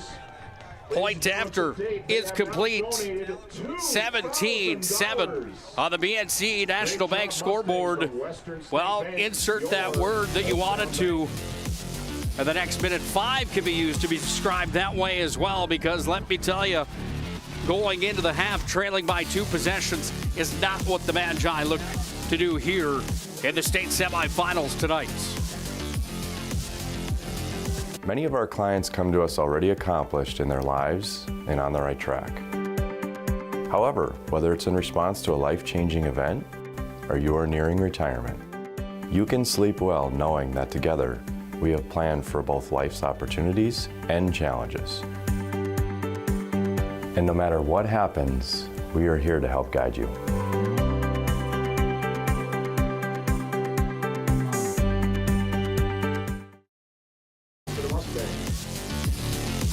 Final minute 5 of the first half of the state semis tonight here on the PSP Network. Nick Hulberg, Dave Wilson on the call tonight from Essentia Health Field, home of the Sheyenne Mustangs. The air attack for the Mustangs, that time and space that we talked about in the pregame show is the key, is certainly coming true here in this ball game as this ball comes to Burke at the 30. Burke's got some room. Burke is going to get up over the 40, near the 45 before he's wrangled out of bounds on the far sideline. Tattooed and pasted over there by Isaiah Lincoln, who makes the stop. And really, Nick, a minute left here. You know, Minot's got a timeout, a lot of time. You know, we've got a good field goal kicker with Burke. You know, let's push the ball down the field here. We've got Conklin, we got Kraft, we got Rosiska. You know, we can use him in the passing game here. You know, Minot not get in the half here without their chances to score some points. They go to Rosiska on the first play here with a minute left in the ball game, in the first half, I should say, excuse me. And Rosiska shut down in a hurry by Petschok, the big boy right in the middle. Left hash, ball marked here at the 42-yard line. Magi with a second down and 10. Time a factor here in the first half. Beater taking a shot over to Kraft on the near side. It was in the hands and then out of Caden Kraft. Incomplete. And good coverage there by Wilson for the Mustangs. You know, nice back shoulder throw by Beater. Maybe get that a little bit more in bounds there. But Minot taking their shots down the field with 36 seconds left in the first half. You know, maybe more tricks up Minot's sleeve here. Magi are going to spread it out again. From the left hash, ball at the 42. Burke, motion man, they hand off to him. Burke's got room up the far side. Kellen Burke dancing. He's up over the 40-yard line before he dances out over the far sideline. Coverage was there out in the secondary. Noah Olson helping scamper him on a play, but a nice play and read from Kellen Burke. Right, and again, Minot has success with that jet sweep look with Burke running to the left. I don't know what the coaches for Minot have seen. You know, it's not a bad idea to run away from the likes of Nodal and Petchak there in the middle of the line of scrimmage, but it gives Minot another first down. They go with the same play. It's Burke on the far side. That time, Burke is wrangled up in. Making the play was number 11, Kyle. Excuse me, it was number 9 rather, Samarja, that made the play. Timeout here for the Magi. You don't see me get stunned like that very often. I called a number and then couldn't find it on my list, Dave. We'll have Owen Patterson joining us here in just a moment on our halftime report, brought to you by Magic Towing coming up. Is this what you expected to see here tonight in this ballgame? Oh, yeah, absolutely. You know, the big changes in momentum and really, you know, it's like we talked about in a lose and go home situation. You've got to, you know, pull out all the stops. You know, that the fake punt for Sheyenne, a credit to them, a great play call in that situation. If they don't get it there and Minot scores a touchdown, then it wasn't a great play call. But you know, one of those things that, hey, we've got it in the back pocket. You know, you can't take it into the offseason with you. You know, a great time to use it when Minot's thinking you're going to punt. Minot High needs something big here, trailing by 10. 19 seconds left here in the first half. Ball at the Sheyenne 40-yard line. Left hash, Lucas Beater back to pass. He's got time, not anymore. Uh-oh, he's got plenty of company now. Beater wrangled up and in. Making the stop again was Mansky. And Mansky flies in and completes the play for a loss here for the Sheyenne defense. Time ticking down, 1 second. They need to get a play off. Beater's just going to ground the ball here, trying to get the clock to stop. Do they get it off in time? That's the question. And I believe they should have 1 second on the clock here, so Minot should have one more chance to maybe throw something up here. Mustang fans didn't like that call very much. Magi are going to take their final timeout here of half number 1. Sheyenne sitting with 2 timeouts remaining here in this first half. They're not going to use those now with a 4th down. Long situation. You can take the markers aside. Minot High needs to go to the end zone with the final play of the first half. Ball at midfield. Lucas Beater's got Conklin here on the near side. Back to pass. Listen to me. It's almost as good as the 49-yard line comment or the 51-yard line comment from years back. Andrew Goodmanson, former Minot High quarterback, is smiling now knowing that inside joke. However, the Mustangs do burn one of those timeouts here, Dave. Yeah, and just a chance for them to get together and talk and say, guys, we're not going to let anything over our heads here. Probably brought 7, 8 kids back into coverage and let those defensive linemen go at Beater here. For Minot here with Beater, you know, you want to give him enough time to roll out to his left or his right, probably his left here with the ball being on the right hash, and just give him enough time to throw something up to where one of your playmakers can make a play. You know, a Conklin or a Kraft down there. You know, they've got the big tight end fall as well. So, you know, an opportunity here for Minot to potentially get kind of a miracle play at the end of the half, but nonetheless a chance. See the numbers there for Lucas Beater, senior quarterback for the Magi. Needing something big here now with time expiring in the first half. Taking a big shot, trying to go over to Conklin. That pass is going to be incomplete. That will bring an end to the first half of football. On the BNC National Bank scoreboard, we find ourselves at 17-7, favoring the Sheyenne Mustangs. Nick Hulberg, Dave Wilson, with Owen Patterson coming up in just a moment on the field. He's going to try to grab Chauncey Hendershot here in just a second. We'll see if we can grab Chauncey for a quick moment. I know he's going to want to talk to his football team. We appreciate Chauncey for taking the time here. Owen, if you've got us down on the field, we're ready for you and Coach Hendershot. Got me? Time to roll, my friend, yes. Coach, I know we're going to keep this quick because you got a lot of business to take care of at halftime. What needs to happen in the second half to come back from down 2 scores? I think we got to finish drives in the red zone. We're running the ball pretty well. Two turnovers in the red zone. We just got to punch that in. Come out here. We got to get a stop defensively, sell the ship, and then get right back into this. All right. Go tell your guys what you need to tell them, and best of luck in the second half. Thank you. Well, we sure appreciate Chauncey Hendershot taking that time with us. Job well done to Owen Patterson down on the field as well. While you hear it from Coach, the Magi need to finish in the red zone. Dave and I are going to break that comment down and plenty more coming up in just a few moments. Magic Towing brings you our halftime report. It's right around the corner here on the PSP Network. Mustangs with a 2-score lead through one half of football tonight on the PSP Network. This presentation on the PSP Network is proudly brought to you by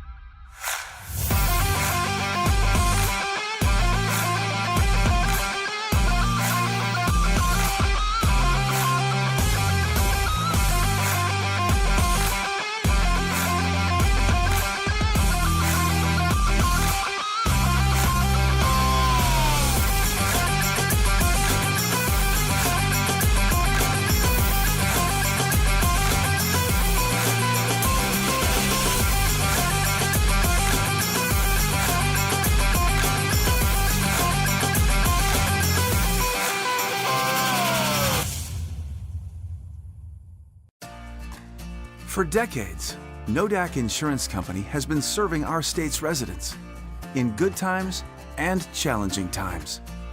We come together for the greater good, from simple acts of kindness to company-wide efforts that make a difference in our community.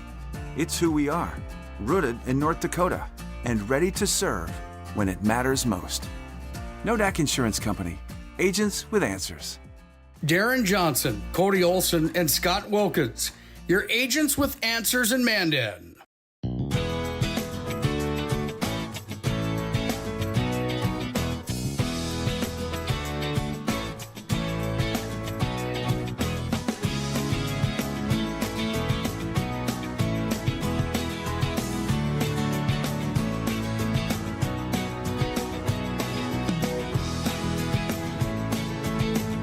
Gary. Gary is an ordinary guy, but right now Gary has car trouble. Gary doesn't know about magic towing. Don't be like Gary. Remember the name and the number. It's Magic Towing. We are here to help 24/7. Magic Towing in Western North Dakota. Don't be like Gary. Remember the name and the number. It's Magic Towing.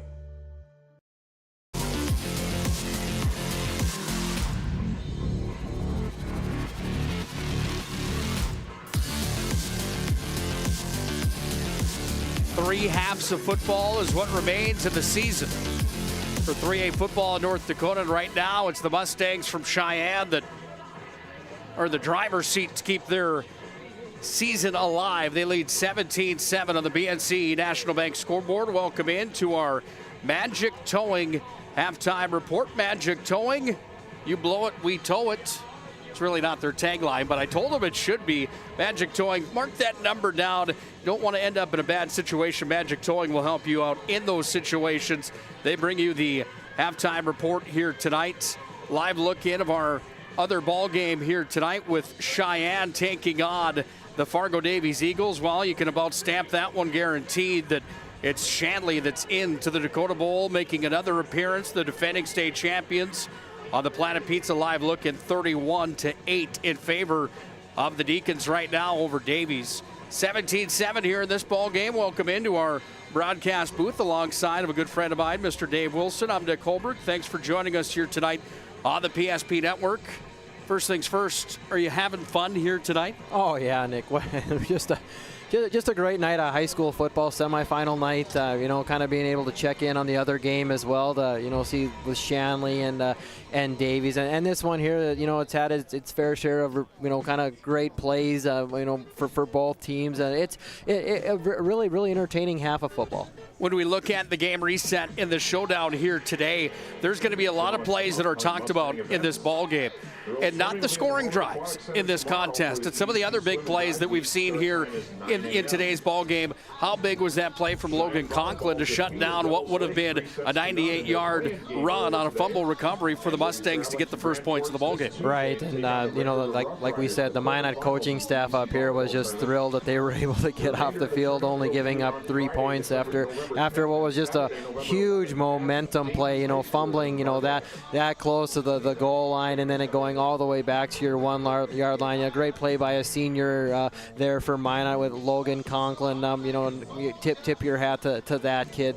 and really, he's had a good game. That's not really the only play for him that we could talk about. On the other side, there's a big play for the Mustangs that you think about as well, and that's him back in their own territory deep on a 4th down situation from inside their own 10. They fake a punt. They end up out at the 50-yard line. That might be your play of the game right there. Right, and I mean, initially it even faked me out, Nick. I looked down and the punter jumps, and I was like, well, where in the world did the ball go? And before you know it, they're running off to the right with a host of kids, and Minot's coaches next to us are screaming, oh boy, it's a fake punt. And really, in that situation there, a great time to call that.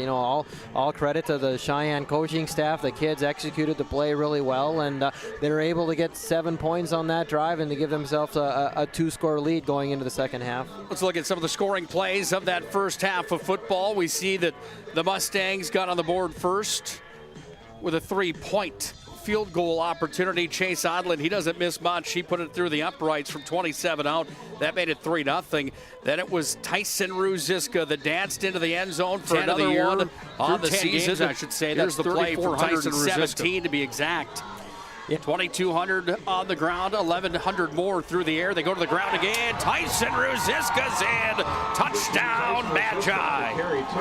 After you see Ruziska score here, there's another play that we'll show you in just a moment. Your analysis of that play for Ruziska. Yeah, and I just think Minot going back to the well, using the fullback there. They've had a lot of success running that jet sweep to the left and even behind the fullback to the left. Something we'll probably see Minot do a little bit more of in the second half. Like Coach Hendershot said, they're running the ball extremely well. The kids are playing hard. I mean, fumbling inside the 5-yard line twice hurts a little bit, but those are plays that you can't take back. How they turn the page and play this second half will be a big force over how this game ends. Caden Olson to Deere. And then he did it again to Walter, and Caden Olson really showing what he's got to offer here in this ball game. You see that Ruziska highlight one more time here. Let's see if we can get you the play where the Mustangs score on the other side, because it was a doozy as well. There you see Ruziska's touchdown. That gave Minot the lead at 7-3. I do apologize. Not sure what's happening here with the replay system. Sometimes you think it's going to work. Sometimes it just doesn't want to work, Dave. It just has a mind of its own. It's kind of like North Dakota Mother Nature out here, I guess. Right. That's an excellent way to describe technology. Sometimes you just never know. We got snow on the ground in October. I mean, that's the way it goes sometimes. You never know what you're going to get. We promise you we'll get that touchdown for the Mustangs here in just a moment. nevertheless, Olson really showing what kind of prowess he has and why he's one of the East Region's top producing quarterbacks. Yeah, and a kid like that knows that, I just have to put the ball up to my playmakers. I mean, really, the touchdown to Deere is a 50-50 ball. Johnson in coverage there. He's got great coverage on him, and it's really just a play where the taller kid goes and gets the football. The Minot coaching staff, when they up here, said, hey, that's just a kid making a play. Our kid was in the perfect spot to make that play, but credit to Deere going up and getting the ball and making a big play for his team. I made that call that it was Conklin against Caleb Deere here on the near side, but you're right, it was Talon Junt on the coverage, and Caleb Deere's got quite a few inches there in that battle. Well, and like you said, what's a kid supposed to do? I mean, we are what we are with biology, and the kid's in the right spot, and there's times where, the 6'4" kid that's going to play Division I baseball comes out with the ball there with, not a whole lot that Junt could have done there. Taking a look at the playoff bracket, well, this is how we got here. Tonight's the final night before the Dakota Bowl. Shanley's in. That means that Sheyenne or Minot will join them in the state championship game. Ironically enough for the Magi, 1980, their last state championship. Guess who they won against? I would bet it was Fargo Shanley. It was Shanley way back when. Shanley with the win tonight over Davies. We'll have coverage for you of the entire Dakota Bowl here on the PSP Network. We'll have the 9-man game, the 1A game, the 2A game, and the 3A game. Should be a fun one. We're excited to bring it to you. Something that we normally don't do on the PSP Network, but we were asked to do this, so we're going to make it available to you fans. If you like what we're doing on the PSP Network, your donation certainly would help our mission of promoting these local athletes.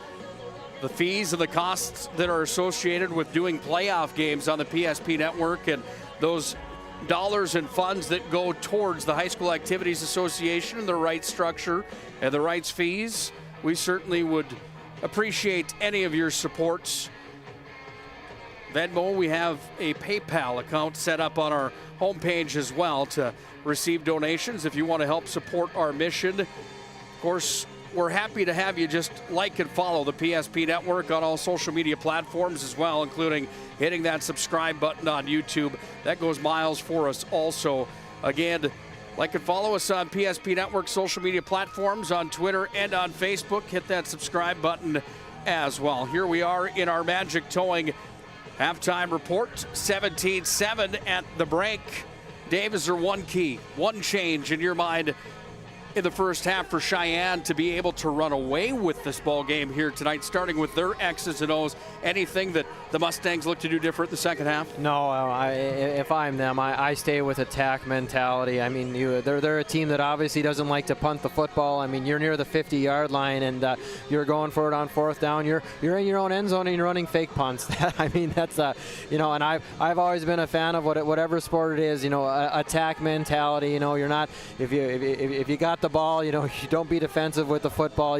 Go at Minot. So I don't see a lot of changes for them. I think you get your ball, so get the ball to the playmakers and keep going forward. Like former Minot High lineman Brent Borkus would say, if there's sharks in the water, if there's blood in the water, be a shark, is the way that the Borkus statement always went. For the Magi on the other side, obviously something needs to change here, trailing by 10. Yeah, and a really big drive for Sheyenne here coming out of the break. With the defense has been there. Bend but don't break at times, but a big moment here to maybe do more to bring pressure, take away a little bit of Olson's time as the quarterback. But I'm excited to see what Minot does defensively here in the second half. A really big drive here, Nick, to start us off here in the third quarter.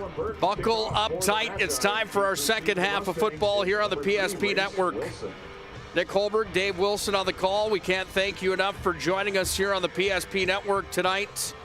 Live from Essentia Field here in West Fargo, North Dakota. Minot's in white if you're just joining us. Sheyenne is in their blues here for tonight's ball game as Burke puts a low burner on the ground again. And the Mustangs will come out with a first down and 10 from inside of their own territory. It's been Caden Olson that has been impressive here in this ball game. There's been plenty of players that have impressed here tonight, but Olson certainly from that quarterbacking spot, 33 touchdowns coming in. He's gone through the air for 2,149 yards on the season, Dave. Pretty solid. 21 touchdowns for him through the air. And right now he can add 2 more to that, 23 through the air for a total of 35. You see him working from the shotgun here. This time he's going to hand off. Aravet is there, and big Aravet comes up and says, read all the stats you want. The stop is made. Looks like a Minot player is down here at the end of the play there, Nick. I didn't get it now. It looks like it's Broderick there.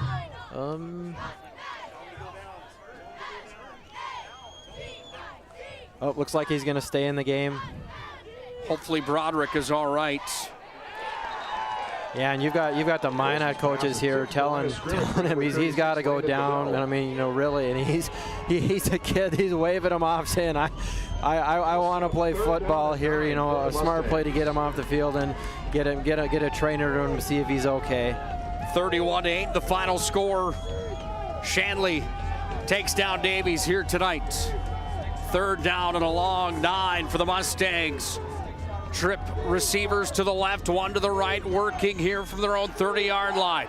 Caden Olson falling back to pass across the middle, complete out to the 48-yard line as he drops that one in on a dime as he connects there with number 17, Caleb Haas, and Haas has a first down, and here comes that hurry-up offense for the Mustangs, something that teams have had big-time struggles with here in 2023. Right, just not being able to substitute and get fresh kids on the field makes all the difference.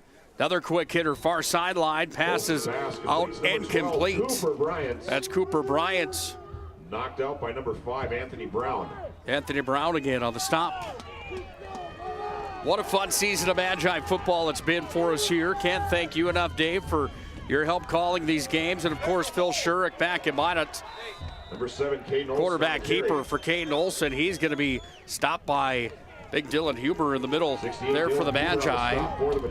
Yeah, and really there, Nick, Minot had good penetration on the inside. Might have got away with a holding there in the middle of the Sheyenne line, but a big 3rd down nonetheless for Minot. 3rd and 3, quick hitter. Oh, it's going to be complete to the far side into the hands of Cooper Bryant. Dancing inside the 20, all the way down to the 10-yard line. Still moving all the way down to the 7. And that's going to be a first down here for Cooper Bryant and the Mustangs.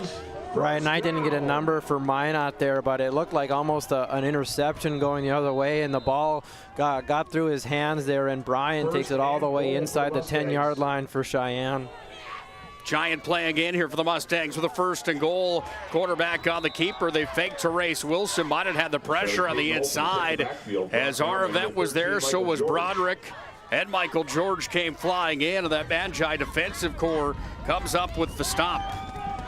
And really, in this situation here, Minot's got to get off the field, allowing, at the most a field goal here. Toss to the corner of the end zone, up one-handed. Caleb Deere was there, the intended target. That's going to fall incomplete as Anthony Brown had the coverage in the corner of the end zone. And good to see Broderick back on the field for Minot. And as you can see, Minot's coaches have decided we're not going to let Olson stand back there and pick us apart here. We're going to bring some pressure. It's just finding the guys in coverage to prevent Olson from picking them apart. 3rd and goal, corner of the end zone, up with the play. Anthony Brown shuts down Deere again. Anthony Brown climbed a ladder here. Didn't he? Watch this Ryan family replay. Right, and just kind of sitting back, kind of on an island there by himself, and did a nice job of planting that back foot and breaking up the pass there for Deere. Caleb Deere, 6'4", $185. You look at Anthony Brown, he's not quite that tall, Dave. Again, the senior at 5'9", $140. He's been a fun player to watch for the Magi. Trips to the left. Dual receivers to the right from the right hash inside the Serve Pro red zone. Wide open, Race Wilson, touchdown. And it looked like a busted coverage there for Minot. They were bringing pressure, and the coaches up here for Minot were kind of screaming through the headsets there, and really an uncovered man out to the right, and a touchdown for Sheyenne. Mustangs add 6 more. It's 23-7 on the BNC National Bank scoreboard. It's Wilson from Olson. Number 13, Sullivan Irie to hold. Number 5, Chase. And the Magi are certainly facing an uphill battle now here with 10-11 left in our third quarter of football. Kick is up. There's a flag on the play. Penalty marker on the Yeah, play. I think Minot's going to get a flag there for either running into the kicker or roughing the kicker.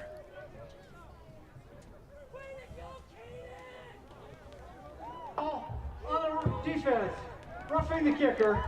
That penalty is being forced on the kickoff. And Nick, that really sets up a situation where Minot's got to be careful for an onside kick right off the kickoff. Cheyenne will be kicking off from Minot's 45-yard line.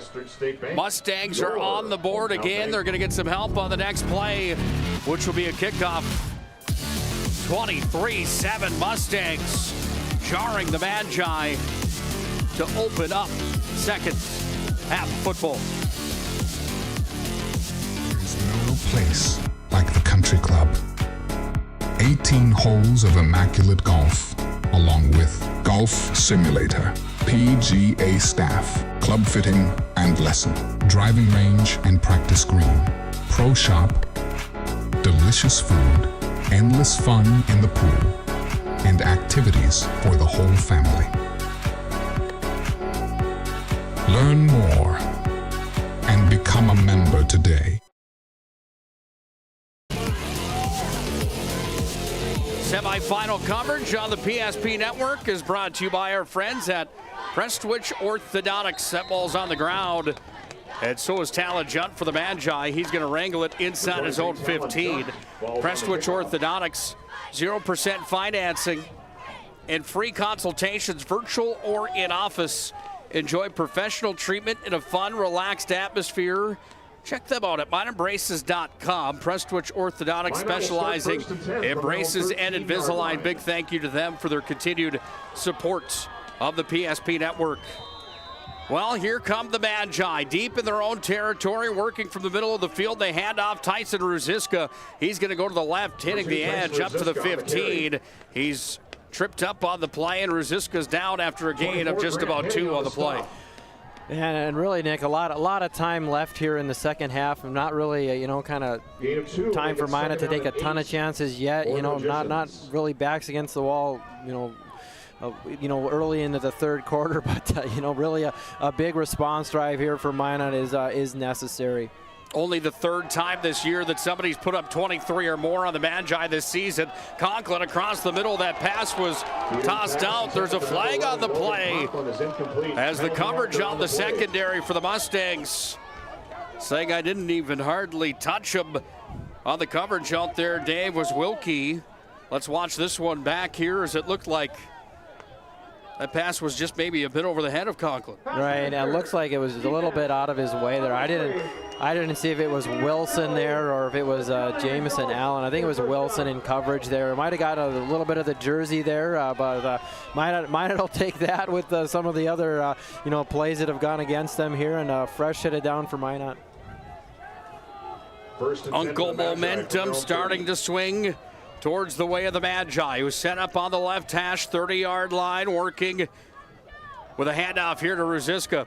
Runs into a pile of Mustangs there. He bounces backwards, and that will be a no run there. There's no gain or loss on the play for the Magi. Star running back Ruziska. From the 31. While you look at this rivalry between these two teams, Dave, Minot is 2-6 all time against the Mustangs. 5 straight times the Magi have lost to West Fargo. Up to Conklin. Oh, what a play. Conklin's got it here. He's going to bust down. He's at the 20, 15, 10. Can he get in? Logan Conklin, hello. Touchdown, Magi. Number 11, Logan Conklin, touchdown. Boy, just a great play by Conklin there to go up and get the ball, in double coverage there. And my goodness, once he gets the ball and gets going, boy, he can run for a tall kid. A really big momentum play for Minot. A senior stepping in and making a play there brings us to 24-13. Looks like Minot's going to kick the extra point here with just under 9 minutes left to go in the third quarter. Hold is down. Kick is up. It is good. Kellen Burke puts it through. Minot's back within 10. Logan Conklin, a big-time player in a big-time game, making a big-time play. And the Magi find themselves back within 2 possessions here as Logan Conklin takes it to the house. The All-Stater with his 11th touchdown of the season. Thinks about personal injury until it happens. But when injury strikes, so will your bills and the turmoil and everything you'll miss out on. It's a mess and you need someone to help it all make sense. That someone is Schweigert, Clemeen, and McBride. We know the territory and the process, and we work smart and hard to get you results. It's easier to get back to normal knowing there's a team behind you. We're the ones the other side doesn't want you to call. We're on your side. We're Schweigert, Clemeen, and McBride. 69 yards for Logan Conklin. He takes it to the house. And the Magi are back within 10, 24-14 on the BNC National Bank scoreboard. Burke kicks it off. That one's going to fall into the hands here of one of the Mustangs. Waiting for it there. I do apologize on tracking a number for you. I'll get it for you in just a moment here. Looks like number 32, Nick, Tate Herman. 32, Tate Herman on the return. Thank you, Dave. Just kind of, I think that's twice in a row that the Burke kick has kind of found him, just kind of like we said, that low stinger that we hit so well on the golf course. And Mustangs take over first. Lucky for him, the ball kind of bounced right down onto the ground next to him after it hit him, and he was able to get some positive yardage for Sheyenne. 24-14, Mustangs on top. They go to work here. They hand off. Our event was there. He shuts the door again. As Race Wilson doesn't gain much.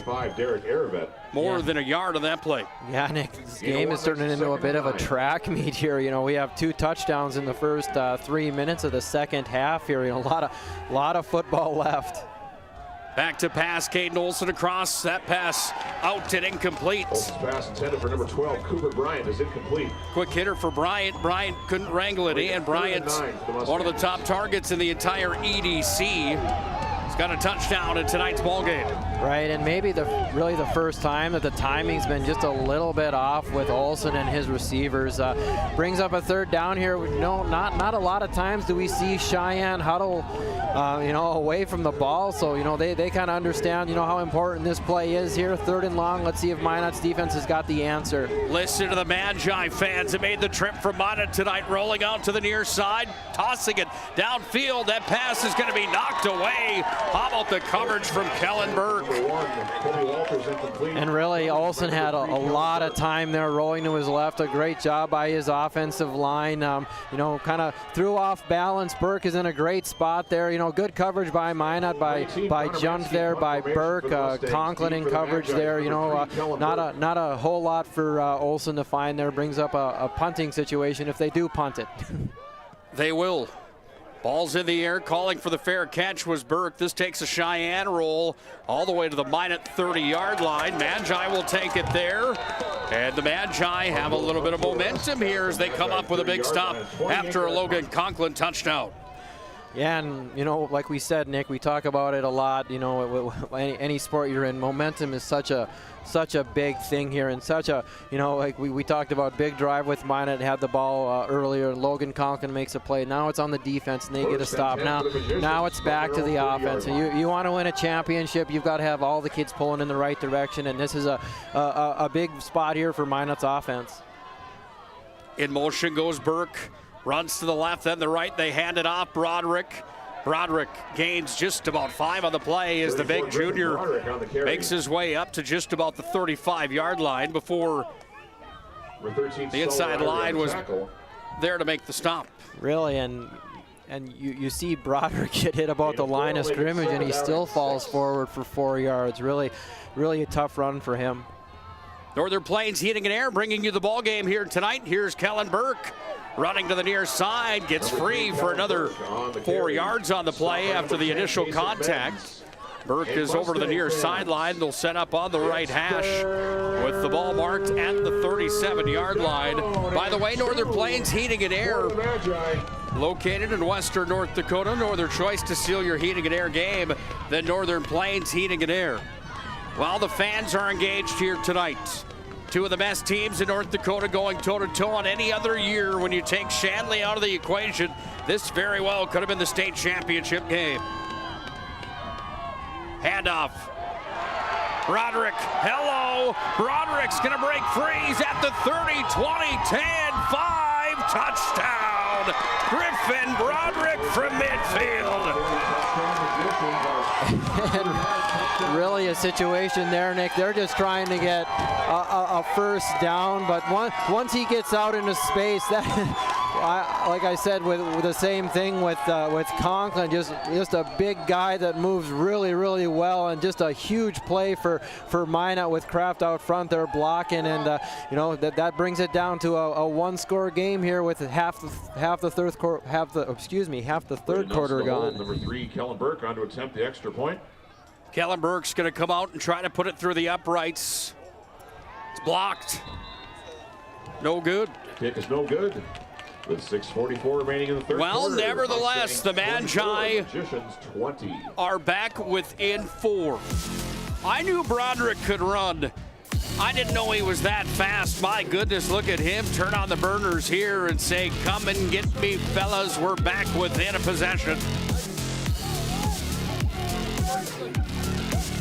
Banking is some of the most important things in your life, and banking at the right bank is very important.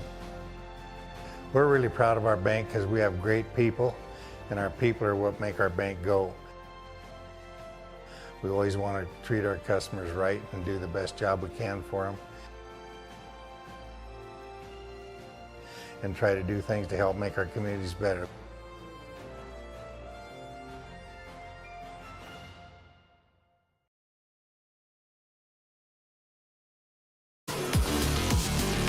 $69 yards to Conklin, 62 yards for Griffin Broderick. Back-to-back drives with scores for the Magi. Now they need a stop here, as taking the football off the kickoff from Burke was Cooper Bryant. And here come the Mustangs. Well, this is where the Magi defense has made their hay all year long. Can they make some more here? They don't have a choice. They need to at this point in the ballgame. Right, and they've done a good job. Coming off that touchdown, making a big stop here. Now it's another situation here where let's see if they can get off the field. Quick hitter, far side pass complete, wrapped up in a hurry. Magi defense is there. Look at that Minot High sideline coming alive. As the pass was tossed out, it was completed to Caleb Haas, and then the Magi had plenty of coverage over on the far side, gain of 1 on the play. Right, and here, Minot's got to be careful. This is a play where a time where you could see maybe a pump and go from Sheyenne, with Minot playing on their toes and playing super aggressive. So Minot's got to be careful here on defense. Deep shot, far side, that one up, incomplete. Oh, there's a flag on the play, and Anthony Brown pleading his case as Caleb Deere had it, but it dropped free. Let's watch this one back on the Ryan Family Dealerships replay. Yeah, kind of what I was expecting, Nick, with Minot kind of playing on their toes, that Sheyenne would take a shot there. Brown looked to be in decent position there, but the official thought they got there a little bit early. Pass interference, number 5 on the defense. 15-yard penalty, not plenty to result in a first down. Well, the Mustangs get the free first down. They're going to march up to midfield. This Mustang team has been in the playoffs 8 straight years, Dave. 3 trips to the state title game in 19, 20, and then a championship in 21. fair to say that the direction that Jeremy Newton has these Mustangs roaring as a program, they are a favorite each and every year in the state of North Dakota in 3A football. Fair to say that the Magi are back on the map. Oh, absolutely. A great year for Minot football. Like you said, Coach Hendershot's got the program trending in the right direction. Quick hitter, far side, complete. Race Wilson's got it. Then he's going to be gobbled up. Huber ran in hot pursuit and made the play on the far side. Short gain of another 1 on the play. 3rd down and 8 coming here for the Mustangs. Oh, this is a giant play. Buckle up tight. Mustangs spread it out again. 2 over on the left, 1 on the right, working here from midfield. Caden Olson across the middle, pass complete, is going down, and making the play is number 1, Colby Walter. And Colby Walter steady Eddie again here for the Mustangs as the hurry-up offense comes out again here for Sheyenne. Yeah, and Olson just so good rolling to his left. You can tell that he prefers to roll out that way. A lot of these big plays here as the game has gone off. The coaching staff for Sheyenne has had him rolling out to his left. Quick hitter again, Race Wilson. Brady Larson came over and pushed him out of play. Larson was named our player of the week last week on the PSP network for his efforts on the defensive side of the football for the Magi. Talk about a kid that a little bit intimidating. He's got the war paint on in that photo that you see here. Plenty of time for Olson, tosses it downfield. Oh, it's a touchdown into the hands of Caleb Deere for the 2nd time tonight. And the Mustangs fire right back. And really a poor snap there to center. Olson has to pick it up off the ground. And, I don't know if Junt got caught kind of looking in the backfield there, but Deere runs right by him and scores another touchdown for the Mustangs. While we exchange blows now here in quarter number 3. Sheyenne takes the lead back at 30-20 on the BNC National Bank scoreboard, trying to extend it by another point as Adlin's going to come on for the point after attempt. Snap is back, Minot High blocks it. George comes in and flies up with the play. And it's a block point after. They exchange a pair of those as well. Still have ourselves a 10-point score difference on the BNC National Bank scoreboard. BNC Bank locations throughout North Dakota and Arizona. Find them online, bnc.bank. Hub International Insurance timeout after you see the airmail to Caleb Deere. 2nd time of the ball game for him. Mustangs back on top by 2 possessions. Water. Boom. Agent Winston Otter.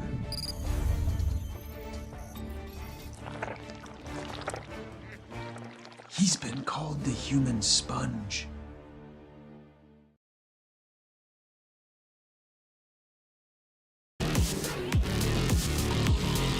Talking about these 2 programs and where they stand as far as stature inside of North Dakota 3A football. When you think of the Magi, this is a Minot High team that has their last state title back in 1980. Shane Soltis back in the day. You remember those glory years. Kicked off here, Kellen Burke. He's going to run it up to the far side over to the Minot High sideline, all the way up to the 48. You heard me right, all the way back to 1980. No offense, Shane, I know you're listening tonight, but those glory days are a long time ago, and they have been for the Magi to win a state championship. They have been to the Dakota Bowl since then, of course. It's a Magician team that had some dominance in the late 2010s. They were in the Dakota Bowl in 14, 15, and 17, but they're winless. 16 WDA titles for the Magi. Trying to get back to the state championship game as Rosiska, dancing over on the far sideline, makes his way all the way near the first down pylon, just not able to get there.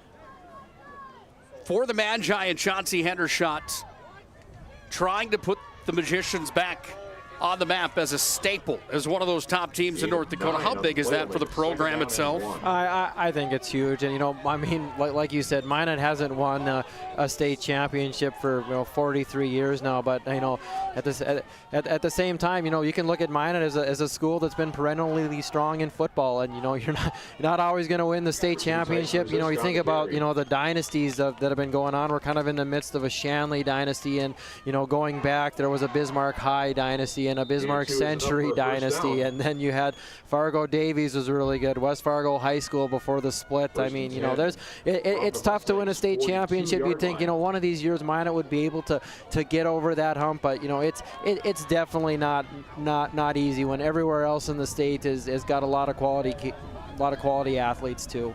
Minot High working here with Ruziska. Flag on the play. Ruziska bust free. He's got close to a first down. Where's this flag going to fly? That marker came in over on the far side. We'll wait and see what the call is here. They might have a illegal formation or movement on Minot.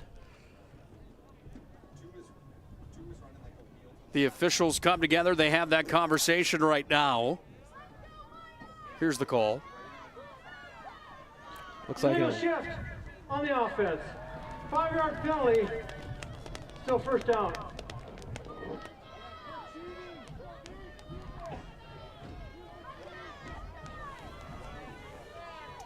First and 15. 30-20. Mustangs over the Magi on the BNC National Bank scoreboard. Minot High working from midfield, left hash. Lucas Beater's going to set up and set him down under the shot from center, Fakes the handoff. He's going to look to pass, fires downfield, trying to go to Conklin. Over the head of Conklin, incomplete. Conklin wanted a flag on the play. He's not going to get it.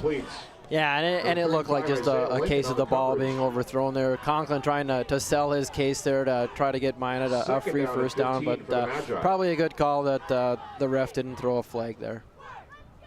Just a hair off on the pass attempt. Lucas Beater from that quarterback position this year for the Magi has been somebody that deserves a lot of credit back there, that quarterback spot.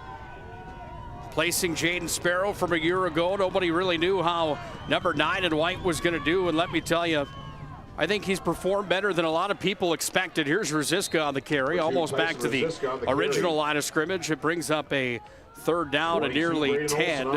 That's going to be a 3rd and 11 coming here. Yeah, Nick, and I think, in being from Minot and attending Minot High School, I mean, when you're the quarterback for the Minot High School Magicians, the premier high school in the city, I mean, we have our Redeemers and Bishop Bryan. Nothing against those guys, but when you're the quarterback for Minot High School, I mean, a lot of pressure comes with that position, and he's done a fantastic job. Across the middle, incomplete. Pass intended for number 3, Kellen Burke. Burke was the one that was the target out there. He had coverage on top of him out of the secondary as well. Sullivan Irie was there. So was Braden Olson. And it brings up a 4th down. Minot High in 4th down territory here, you'd have to think, at this juncture in the ball game, trailing by 2 scores. Yeah, it looks like they've got the punt team out there, though, Nick. Looks like they're going to try to play a little field position here. There is a lot of football left here. Let's see if Minot can punt them deep and get the ball back. Magi are going to punt this one away. Kobe Urban, the way he's punted on the season, you see why they utilize him here. Takes a Minot High roll down to the 15, came back on the Cheyenne side up to the 16. And the Mustangs will come back on the offense to set it up with 2:28 ticking down here in quarter 3. It's 30-20 on the BNC National Bank scoreboard. It's Olson to Deere for a pair of touchdowns in tonight's ball game. Broderick, Conklin, they've got a pair here for Minot High. Ruziska's got the other one. Wilson was the other that scored here in the ball game for the Mustangs tonight. Sheyenne first, then Minot, then Sheyenne with a pair to go up 17-7 at the break. Wilson scored to make it 23-7. Then the Magi rattled off 2 quick ones with Conklin and Broderick to bring it back to 24-20, but then it was Deere from Olson. to put it back to 30-20, and now that's where we stand as 2 minutes and 25 seconds ticks away like sand in the hourglass. These are the days of our lives here. Yeah, and really, Nick, I think a lot. Coach Hendershot's showing that he still has confidence in that defense. You know, they've given up 30 points, but you know, really, you know, they've come up big in some different situations, and now we've got a big third down here where you know, you could force Sheyenne to punt back into the wind and get Minot some good field position. 5 shutouts on the year for the Magicians. They have as many shutouts on the season as they have games that they don't have goose eggs on that score. Falling back to pass. Olsen across the middle, fired. All went off the hand of Conklin. 4th down coming here. Number 17, Caleb Haas, is incomplete. And Coach Hendershot's trust in that defense is rewarded. I would assume here that 4th down, Cheyenne's going to punt. God, if I'm Minot, I play a punt safe here. You know, we're not going to rush the punter. We're gonna make sure that he punts the football away. It looks like that's exactly what Minot's doing now. They're slipping Burke back, but just making sure they punt that thing. They will here. Booth is on it. It towers up. Calling for it here with the fair catch was Burke. Burke makes the fair catch at the 48. line of the Mustangs, where the Magi will and now the Magi come back out on offense. Are you ready for this, Dave, or are you ready for this? 1:57 left here in quarter number 3. Minot trailing 30-20 on the BNC National Bank scoreboard. They had some highlight reel plays back-to-back on the offensive side here in the second half. Can they get another one to go back within a possession here in this ball game? Yeah, I think so. And honestly, Nick, too, I'm thinking, you know, there's a reason Coach Hendershot's down on the field and you and I are up here in the booth. You know, the guy, you know, you and I saying, oh, maybe Minot should go for that 4th down there. He's like, no, I've leaned on my defense all year. I think they can come up and get us the ball back in a good spot. So credit to him making the right call. There you saw Chauncey Hendershot on your screen for just a moment. Handoff for Ruziska. He goes into a pile of Mustangs. They make the stop on that front line. Henny is in on the stop for the Mustangs. Jean Leroux was in on it. Henny was in there as well to make the play. Yeah, and I think there is a good show play for Minot here, you know, running Ruziska up in tight, and I think that's going to set up a shot. You know, you see they move Conklin out wide left here, you know, single coverage against Jamison Allen. Maybe time for Minot to take a shot here. They'll hand off this time instead to Ruziska, cutting to the edge on the right side. Hauled up on the play. Short gain for Ruziska of 3, and it brings up a 3rd. Mansky and Henny on the stop. And 6 coming here, is that correct? It's going to be close. Yeah, it looks like about 3rd and 6 here. So a big play for Minot's defense here. Beater gets a play from Coach Hendershot and brings it back to the huddle here. Let's see what Minot's got drawn up. Under a minute to tick down to the 3rd quarter. Beater is going to set him down here. Working down from the shotgun is Beater. Fakes the handoff, rolls out to his left, tosses across, went into the hands and then out of Caden Kraft, incomplete. Pass intended for number 17, Caden Kraft is incomplete. Yeah, and really a nice look there for Minot. They brought in the fullback to help with Petchak, and they rolled Beater out to his left. And they had the play that they wanted there, and well, now it looks like Minot's going to go for this 4th down in this situation here, so it is 4th down territory. Want to talk about giant plays in your ball game? This is one of them right here, folks. From the right hash, ball at the 46-yard line. Magi working here with Lucas Beater. Play clock down to 2, down to 1. Minot High is going to use a timeout here. They tried for the hard count. They were unable to get the Mustangs to jump. Yeah, and I think, Nick, going into this timeout, I think that's Minot's going to go for this coming out of the break. Hub International Insurance timeout. Contact Josh Cattell or Michael Borman today. 355-3100 for all your business and personal insurance needs. It's Hub International. Great news. If you're looking for a new vehicle, Ryan Family Dealerships has the best selection we've had in years.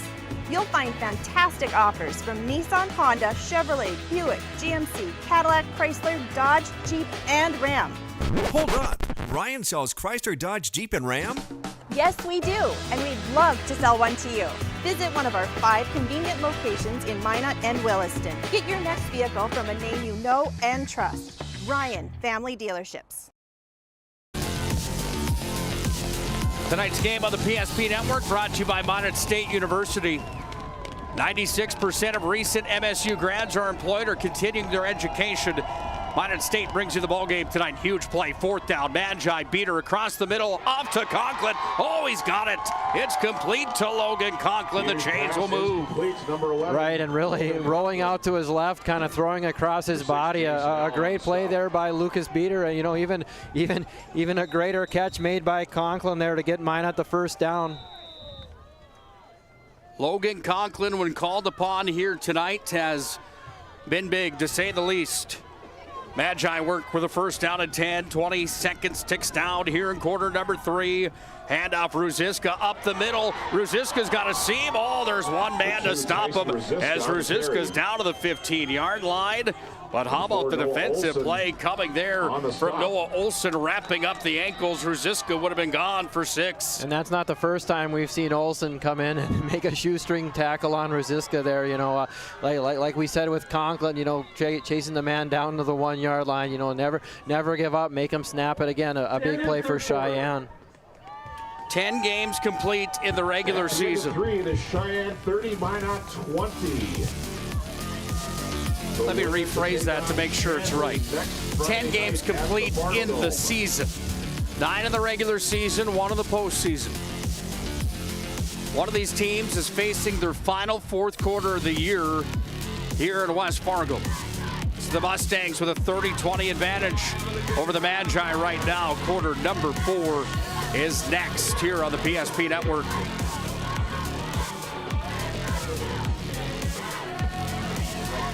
Transformative for your small business. The best bank for your business will offer competitive fees and so much more. At BNC National Bank, our team is proud to offer you a helpful, supportive, above and beyond banking relationship.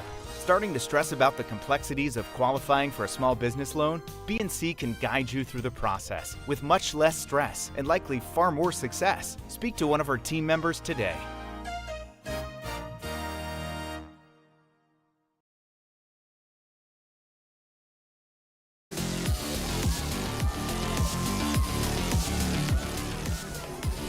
Ten-point lead for the Mustangs on the BNC National Bank scoreboard. Magi are the ServPro Red Zone. ServPro 24/7 emergency service with trained technicians. Off to Kraft. It's complete.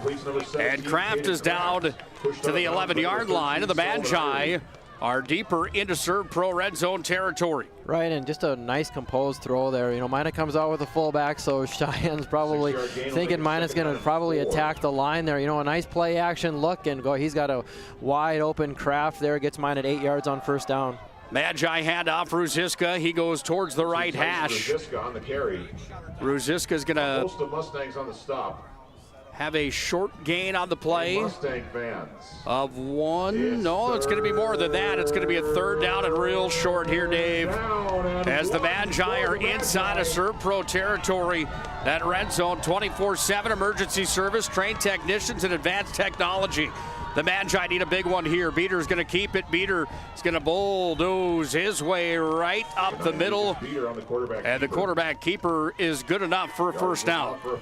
And never the wrong play when you have a 6-foot-plus quarterback, a lengthy kid to just push forward behind that big offensive line of Minot. By the way, we're back at it tomorrow. Velva and Trinity on the PSP Network. Bryce Gutnick, former Minot High standout, and I will have the call. Here comes Ruziska again. He's hauled up inside the 5. And Ruziska's knocking on the door. And he makes the stop there for the Mustangs. Under 11 ticking down in regulation. Oh, the Magi need one here big time, don't they, Dave? Trailing by 10 at 30-20. Yeah, you know, you don't want to say a touchdown is a must, you know, and you know they still have the opportunity for a field goal, but a touchdown would be really big here. Here's Broderick. Broderick's going to barrel his way towards the goal line, waiting on a call. Broderick not quite close enough. Where do they mark the football? Looks like it's going to be on the 1 yard line, Nick, a 3rd down and goal here. So I think you're going to see some big on big coming up here with either Broderick or Beater going right behind the center. Well, they put Broderick in the backfield. Beater keeps it. Beater's into the end zone. Give me the call. Where's it at? Beater on the quarterback keeper. Still no call. Touchdown. Really, and that's just big against big there, and you know, on any play there, you've got a lot of different options for Minot on you know, 3rd, 4th and goal or 3rd, 4th and short, and you know, he just follows his center right there and gets into the end zone to bring Minot back within 1 score. Kellen Burke to attempt the extra point. Beater tucks one in from the goal line. Burke for the extra point. Does Minot High go for a fake here? Possibly. Let's see what happens. It's down. It's up. It is penalty marker on the play. Down Broadway and good, but a penalty marker on the play. Looks like it was offsides on Cheyenne there. Encroachment on the defense. They'll place the ball half the distance to goal. Retry. So it looks like that play didn't even happen, Nick. They didn't let the kick go. They blew the play dead. So Minot's going to have it on the 1 yard line here. We'll see if they still kick the extra point, or maybe they try to sneak it again with Beater. Well, this is a big play in the ball game as well here at 26-30. Minot High trailing. Burke looking to put it through the uprights. They're just going to hand it to him. Oh, the ball's on the ground. It's loose. Where does it end up? In the possession of the Mustangs, and the point after is no good, but Minot High is back within 4 on the BNC National Bank scoreboard. Oh, you wanted a dogfight tonight, eh? You got one. Winner moves on to the state championship. Loser goes home, and the Magi are within 4 on the BNC National Bank scoreboard. For decades, Nodak Insurance Company has been serving our state's residents in good times and challenging times. We come together for the greater good. From simple acts of kindness to company-wide efforts that make a difference in our community. It's who we are, rooted in North Dakota and ready to serve when it matters most. Nodak Insurance Company, agents with answers. Darren Johnson, Cody Olson, and Scott Wilkins, your agents with answers in Mandan.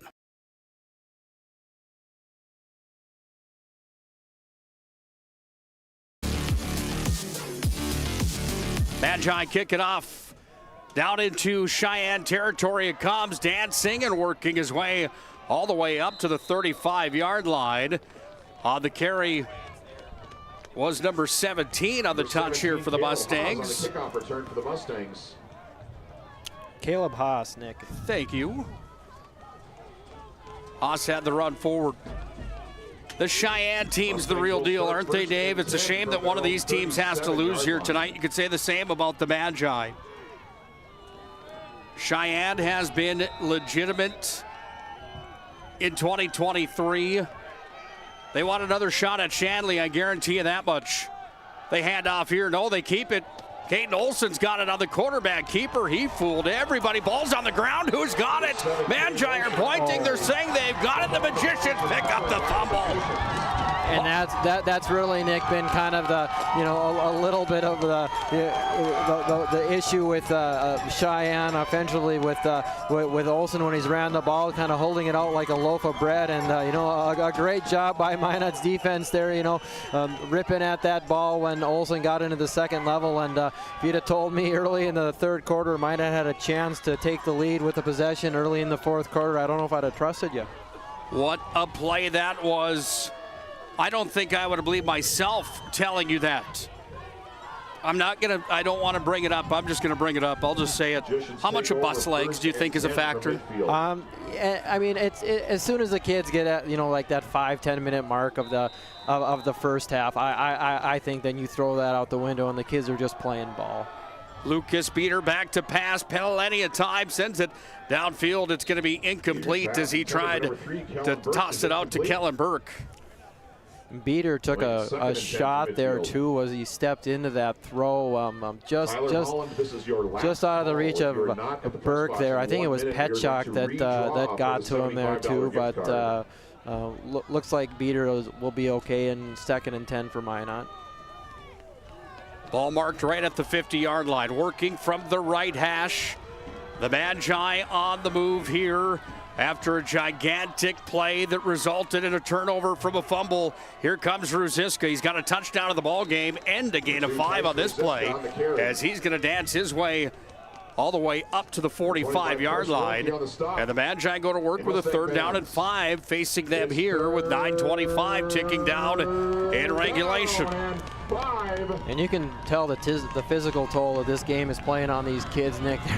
There's a lot of kids that have played a lot of downs both ways here, and it is taking its toll. Beater with wide receivers on the right side, fakes the handoff. Beater's got time, looks to the far side. That pass is up, it's caught complete. Hello, bringing it in is Caden Kraft on the far side. And the Magi move the chains inside the Sheyenne 30-yard line. And again, great composure there by Lucas Beater, throwing off his back foot to his right. And, really good coverage that play by Irie, but Kraft came up with it, and that gives Minot a fresh set of downs inside Cheyenne's 30-yard line. Buckle up tight from the right hash. Here come the Magi. They hand off Ruziska, dancing his way all the way up over the 25 before he's pushed back. And Ruziska's got the gain on the play. He's got 2 fumbles in this ball game here tonight, Dave. That's a factor in tonight's showdown. He hasn't fumbled the football much on the season, 2 of them in tonight's ball game. Right, and really the one was on a play he's trying to get into the end zone, and on the second one it's a second effort play. It's kind of the same thing, trying to make that extra play. So can't really fault him, but wouldn't have any other kid carrying the ball for Minot in this situation. Ruziska dancing up to the 20. On the carry brought down by number 4, Noah Olson. Noah Olson makes the stop again. Noah Olson has been good on the defensive side today, hasn't he? Another stop for the safety with 62 tackles coming into the ball game tonight. Yeah, I think really hats off to the Olson brothers. They've been so good for Sheyenne this year. They'll miss him. They'll get his brother for one more year, and they'll cherish that. 3rd down and 3 for the Magi, working from the right hash, 2 in the backfield for the Magi. Kraft and Conklin on the left side. Beater hands off here. Broderick trying to barrel his way forward. Does he get enough for a 1st down? Ball's going to come out. Looks like they got a 1st down there, Nick. Broderick just with that second effort, just like the massive humanity right there in the middle of the field. And looks like it's going to be a fresh set of downs for Minot here. Now in the red zone, under 8 minutes to play here in the 4th quarter of the semifinals of North Dakota high school football. Serve Pro Red Zone, 24/7 emergency service. Trained technicians and advanced technology at Serve Pro. Hope you took your blood pressure pills today, everybody, because it is officially in the pressure cooker, as TD would say. Handoff, Kellen Burke over to the far side. Burke wrangled up. He took the ref down with him.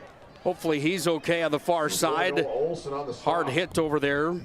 He's up and all right. Right, and I like the look for Minot. You put Burke in motion going to his right, and you got Griffin Broderick out there blocking for him. Just nice pursuit by Sheyenne there to the football, and that'll make it 2nd and 12 for Minot.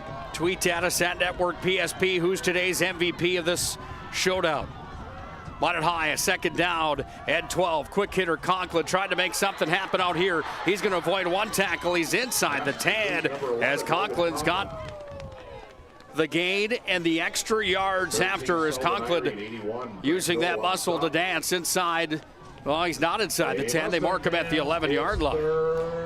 Yeah, and a play you'll see a lot from a Shanley Deacons or a Sheyenne is what Minot did there with just on the quick hitter in space and get the ball to Conklin and let him run. Brings up a big 3rd down and short here for Minot. Conklin and Kraft over on the right side. Ruziska in the backfield. Beater working here. 3rd down and 3. Ball's on the ground again. Beater's got it. What will come of it here? It's the Magi that will be forced with a 4th down and some long distance coming as the defense for the Mustangs come up ginormous. Yeah, just kind of a mistake in the exchange there between Beater and Ruziska there.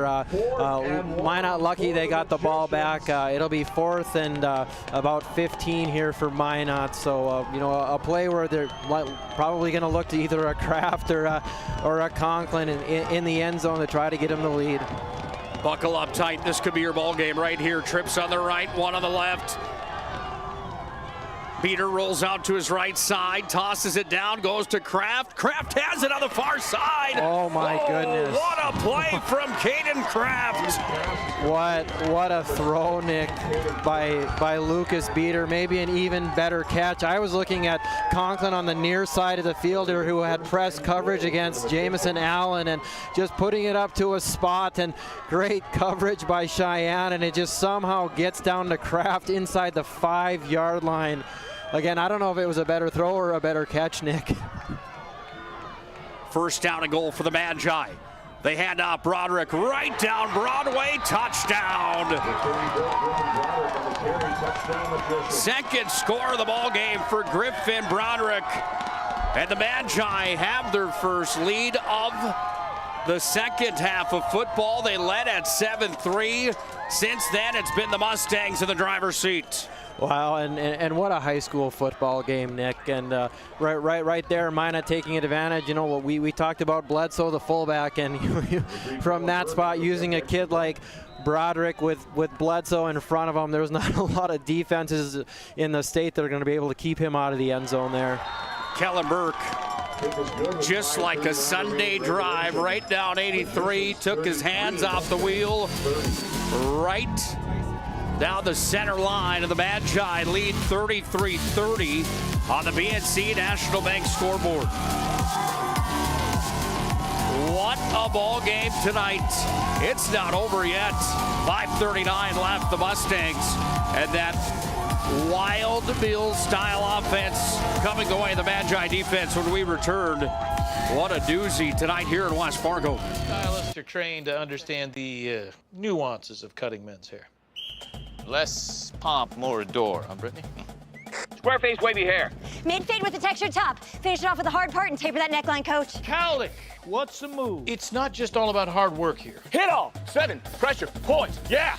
It takes expertise to be a sport clip stylist. Here? That's the spot. Right there, huh? Sport Clips, the pros in men's hair. Certain plays in this ball game will go into the hat as our move of the game, brought to you by our friends at Jobbers Moving and Storage. One of them would have to be the play from Kraft and Lucas Beater. Minot High was faced with a long 4th down situation.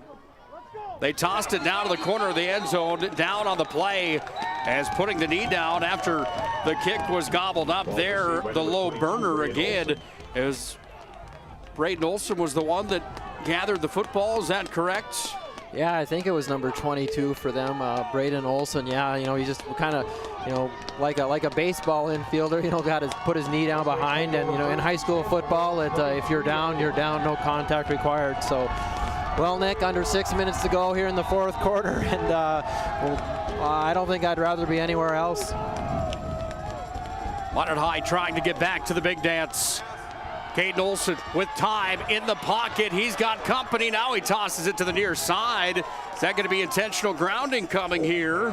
Looks like he was outside the tackle box there, Nick, but close. They're talking about it, but I think he's outside the tackle box there, and might give him the benefit of the doubt and say that Deere was his intended receiver. Well, he gets the benefit of the doubt, and it's a 2nd down and 10.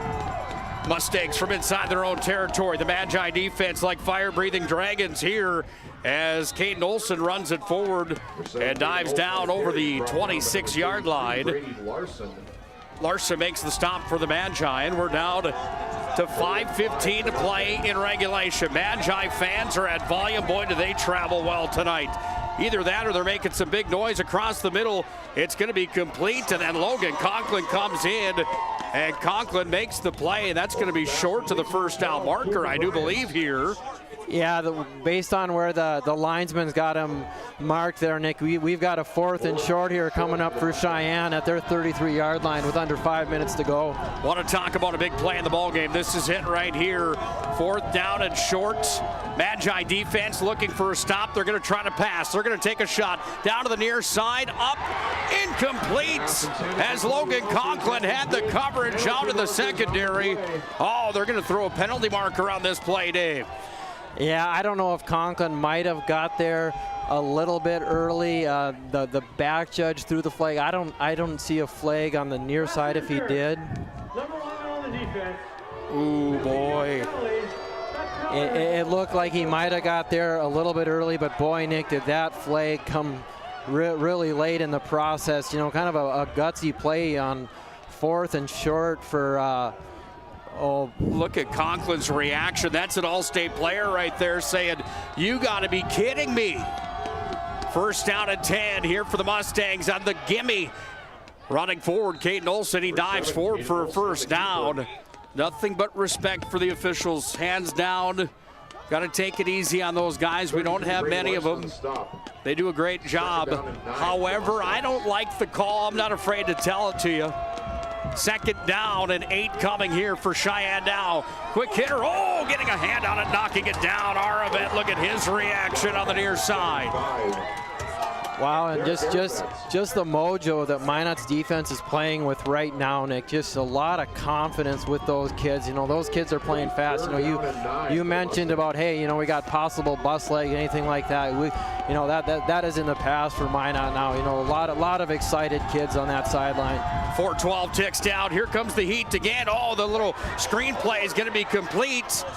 And it's going to be taken by number 55, Petchak. Is he an eligible receiver here? And that's what the Minot coaches are really furious right now. He's not an eligible receiver, and if that's a forward pass, you've got an illegal touching call. Now the officials are talking about it. Yeah, Nick, I think that's an illegal touching. Petchak isn't an eligible receiver on that play, and it was a forward pass. They'll get together and talk about it, but from our replay, Nick, yeah, Petchak is not eligible, so that has to be a flag. Well, Chauncey Hendershot, you see what he thinks of it on the far sideline. If this call does not come back, there's going to be an outrage here from Maroon and Gold here in West Fargo, I'll tell you that much. Here comes the call. Illegal touching. There, they got the call right. The officials got together and made the right call. That's the right call on that play. 5-yard call from the spot. Same thing again here. Nothing but respect for the gentleman in the stripes tonight. However, on this play, I really like it. Yeah, and I believe that's a loss of down play as well, too, Nick. So I don't know. It's now 4th down and a long way to go. So here's almost a, you know, fourth and the season, you could possibly say, for Cheyenne. What do they do here? Olsen back to pass, deep downfield, a shot taken. Oh, it's picked off. Conklin's got it. Conklin's gonna bust free at the 50, up to the 45, 40. Logan Conklin. Oh, what a play that was. And a great time for Minot to bring pressure up the middle. Boy, Cheyenne might have got away with a hold there in the middle, and you're all state wide receiver safety sitting back in coverage. A big play for Minot. Cheyenne still does have all 3 of their timeouts. 3:42 left in the 4th quarter. Logan Conklin may have just had the play of the ball game, folks. Oh, this is an instant classic here tonight. Minot High's defense has surrendered less than 100 points on the season coming into tonight. This is the most they've given up all year at 30. Handoff, Ruziska trying to move forward. He's wrangled up on the play. If that doesn't tell you how good Cheyenne's offense is, I don't know what does. This Magi defense has played well here tonight, but Cheyenne's offense has played just as good. How can you gauge it? Well, it's a 3-point difference at 33-30 on the BNC Bank scoreboard. Right, and really, Nick, this is the first time, and I've seen Cheyenne play quite a bit this year, that their offense seems a little bit rattled, where they're really not in a rhythm. And I mean, you could should say Minot's defensive line is taking it a little bit to their offensive line. So a credit to Minot's defense, like you said. They've given up 30 points, but with an offense like this, that sometimes isn't a bad night. We are asked one more time to show the donation tab here on our broadcast tonight.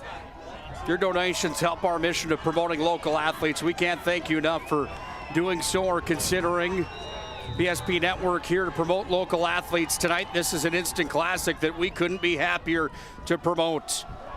Handed off, Ruziska over the 40-yard line, 35 cuts, now he's at the 30, all the way down to the 25. First down for the Magi, here with 3:25 left in regulation. And more importantly, Nick, a really, really intelligent play by Ruziska, staying in bounds. Now, when they get the sticks in line there, they can run the clock. Just a senior athlete. We talk about the 2 fumbles earlier, and I mean, he's done a great job of turning the page. Watch Minot here use every single second of that play clock here, try and bleed as much as they possibly can off before they snap the football. Play clock's at 10. Game clock at 3:12. It's a first down and 10 for the Magi. Beater takes the handoff here and hands it off now to Ruziska. He's going to cut to the near side.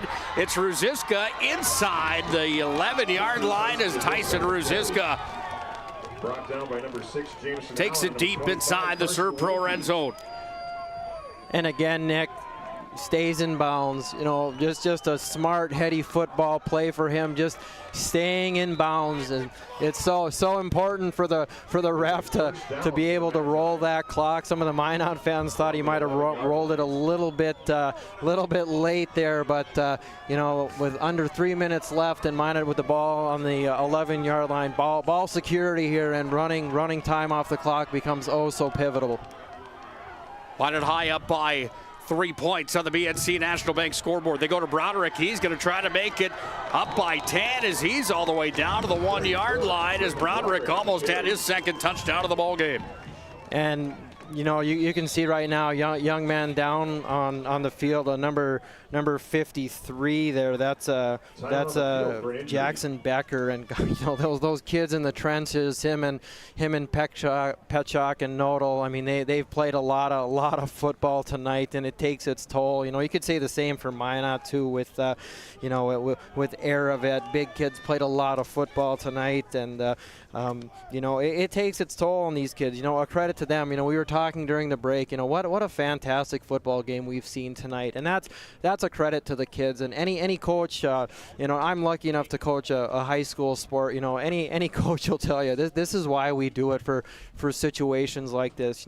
These kids put so much out, and in the end, it's just a football game. There'll be a winner and a loser, but walking away from this one, you can't be thrilled with the performance that both teams have given. Very well said, Dave. Very, very well said. You hate to see that right there.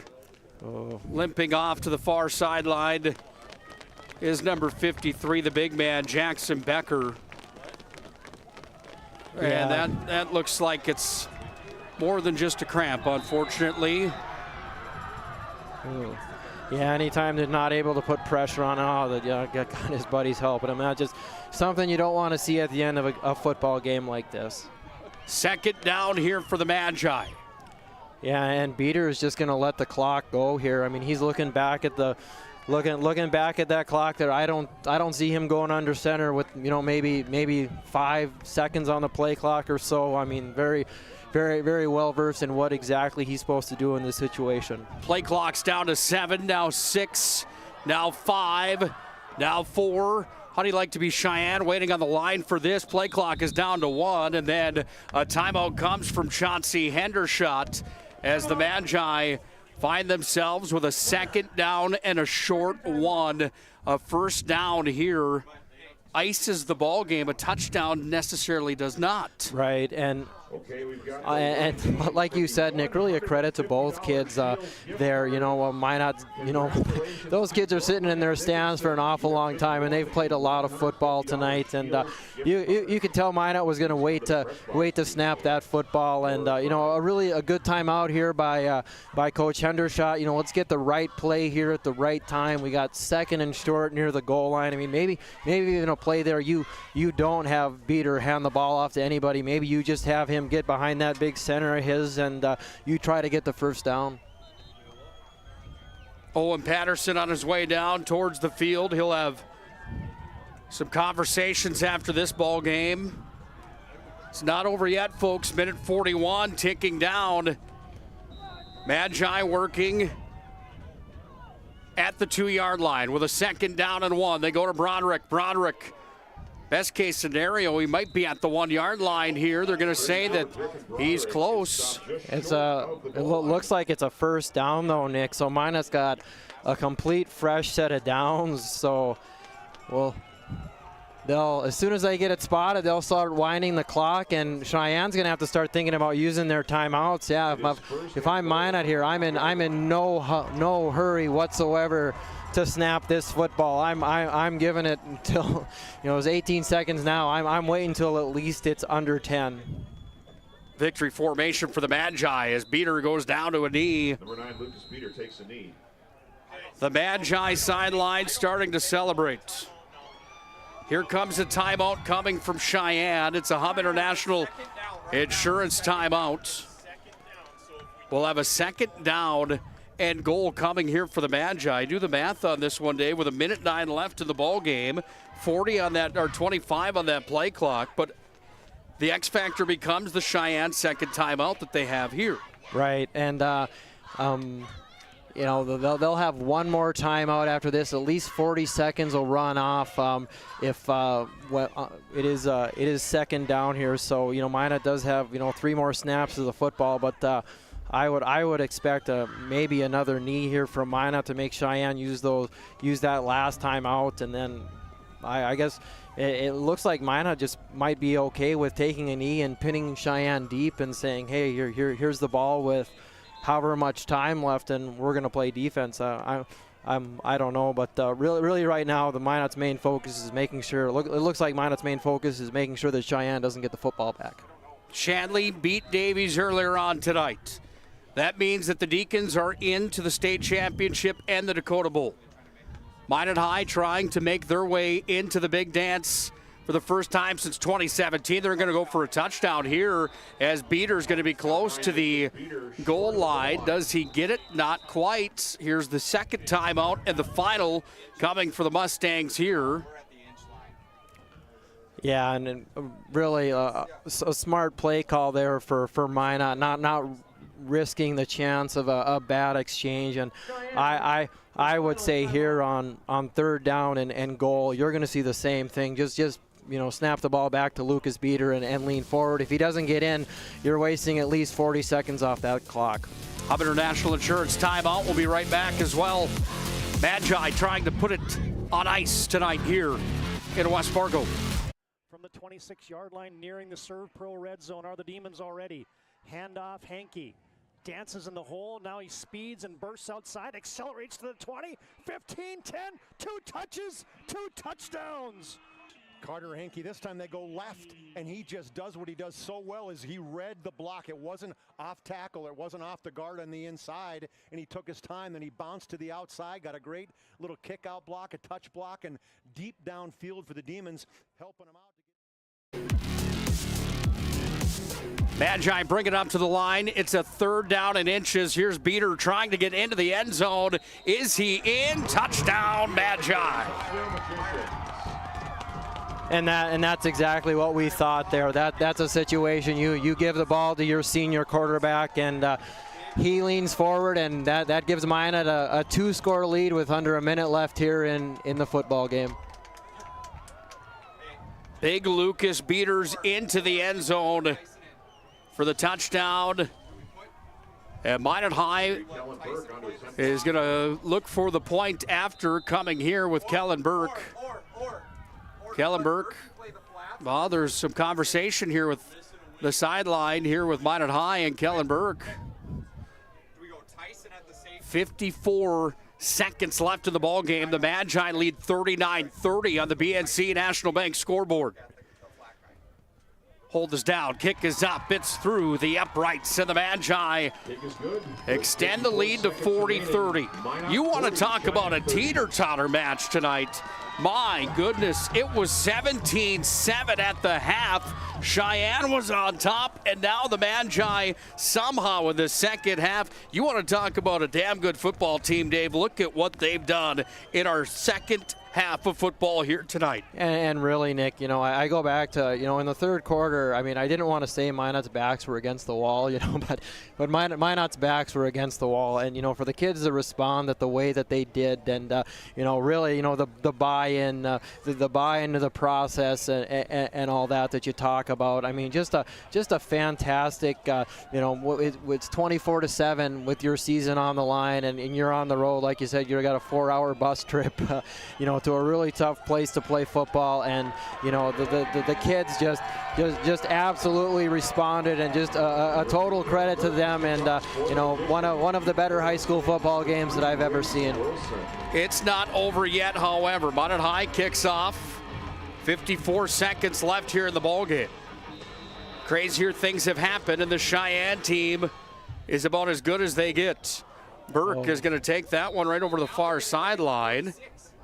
And now Burke's going to get to kick it off again from 5 yards from where he just kicked, if I'm not mistaken, on the penalty flag that just came in. I believe that's where it went out of bounds. So that Sheyenne will get the ball at the 48-yard line, I believe.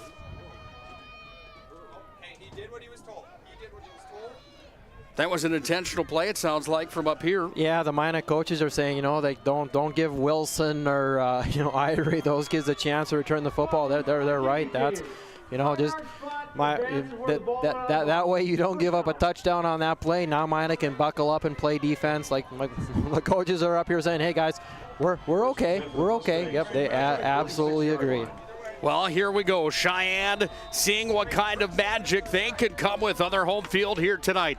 Caden Olson falls back to pass. Quick hitter. Race Wilson bobbled it in the hands and then out. Race Wilson is incomplete. Brady Larson was there on the coverage with others for the Magi. And it brings up a second down and 10. Cheyenne's out of timeouts. The Magi have one remaining. As time is the enemy here for the Mustangs. It's officially wearing thin now as we're at 50 seconds. Olson across the middle. That pass out incomplete. Intended there for 17. Intended for number 17, Caleb Haas, is incomplete. And Haas was there, but couldn't wrangle it in. Brings up a third down and 10 as the Magi defense and the coverage was there. Do we see a big shot coming now here from the Mustangs? Yeah, at some point. But then looking now, Minot's got Ruziska in at free safety playing, a deep cover two with a pass complete there to Walter, it looks like. Colby Walter. Well, the hurry-up offense is on now for the Mustangs. 40 seconds ticks down. As soon as those chains are set, you're going to see that time start to tick down again here. As back to pass, Caden Olson fires across the middle. Oh, it's taken away. Brady Larson's got it. Look at him. He's going to take it from the 40, 30, 20. We'll see you next week at the Fargo Dome. The Magi are going to play for a state championship. And just sitting back and, a prevent look on defense and, a great play to seal the football game for the Magicians. I wish you could see the scene up here with the coaches in the press box. A lot of passion for them. That defensive unit that took so many punches, and for them to intercept a pass and take it back in the end zone, kind of a sweet way for them to end the football game, Nick. 4 sacks on the season for Brady Larson. How about a pick 6 in the state semifinals? Kellen Burke is on to attempt the extra. Wow. Wow, what a football game, Nick. What a great night for Minot High athletics. Up through the uprights. Oh, wow. What a night this has been in West Fargo, North Dakota. Would you have ever predicted 47-30 with one of the teams trailing 17-7 at the half? No, Nick, and that's kind of the surprising point. I really think, what Minot was able to figure out defensively after that touchdown that made the score 30-20. We haven't heard from Caleb Deere the rest of the evening. Race Wilson was kind of kept in check, and that Minot defense, like we said, they just kept taking punches and responded, and they came up big and helped work their way to the state championship game. The celebration is on in the Magic City tonight, I guarantee it. There's a couple places that I know pretty well that are having quite a party right now, but it's going to be all business, as Sheyenne was no easy test. You want to talk about how hard it gets from here? You've got the Buzzsaw Shanley in the state championship game at the Fargo Dome. And same thing there for Burke on the kickoff. We're not interested in letting an athlete get the ball with a chance to score here. Just kick the ball out of bounds. Let's play defense and get to next week. First down and 10. Look at the Mustangs. Got to appreciate that, don't you? They go into that formation. They raise the white flag. That's a team with class right there, Dave. Let me tell you. Jeremy Newton doing it upright. Andy Latch up here in the booth. Great play call tonight, my friend. Liam Latch, we're going to the finals, buddy. Liam, that one's for you. Yeah. What a night it was here tonight in West Fargo. Look at the Magi fans celebrating. Wow. Planning Team Financial and Shots Crossroads bring you the post-game show. It comes up next here on the PSP Network. Dave and I will have the full recap here tonight. Owen Patterson will be on the field. He'll have a conversation with not only Chauncey Hendershot, but with our player of the game here tonight, or at least one of them here tonight for the Magi. How do you even pick? My goodness. Wow, what a group effort. The question all year to me, Dave, was could the Magi find a way to score? Well, that was answered here tonight, my friend, in a pretty strong fashion, wasn't it? They scored 47 on the Mustangs from Sheyenne on their way to a victory, punching their ticket to the Dakota Bowl in 2023. We'll let Chauncey address his team. Celebration will be on, and then after that, we'll have a conversation with our MVP and the head coach of the Magi. Hats off to a great year for the Sheyenne Mustangs, by the way. They deserve all the credit in the world. That's a heck of a football team right there. And in my mind, and a lot of people's mind, you remove Shanley from the equation, this was your state title game here tonight. Definitely could have been. What a dogfight. The Magi win 47-30 on the BNC National Bank scoreboard. The Magi are into the Dakota Bowl here in 2023. We'll break it down and tell you how they did it tonight when we come back to our Planning Team Financial and Shots Crossroads postgame show.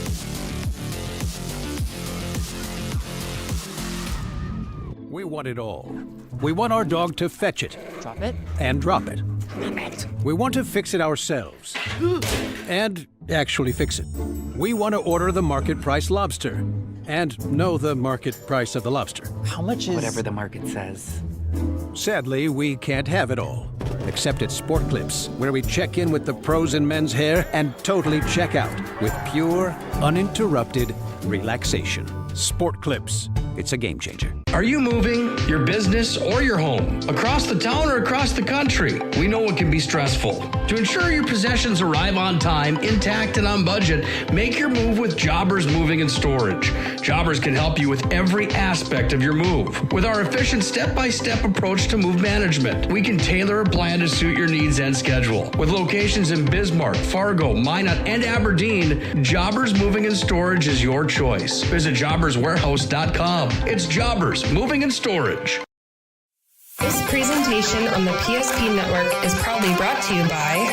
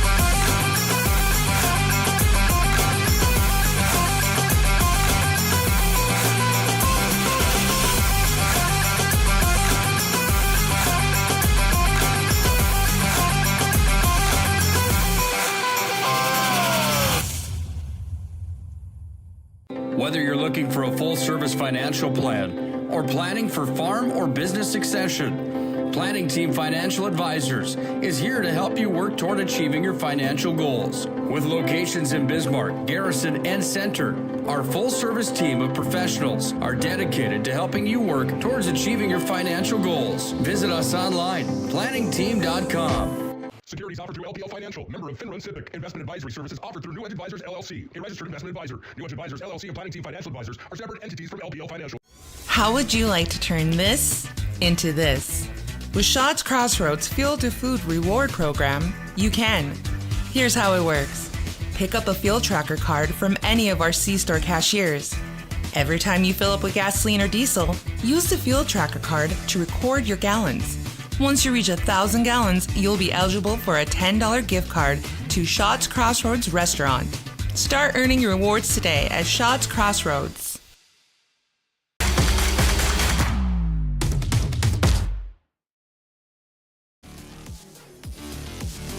Dave said it best when we were off the air in between gameplay and our post game tonight. What a ball game. That might be the understatement of a lifetime. 47-30 here tonight. How do you even describe this? Planning Team Financial Advisors, Shaw's Crossroads brings you the post game here tonight.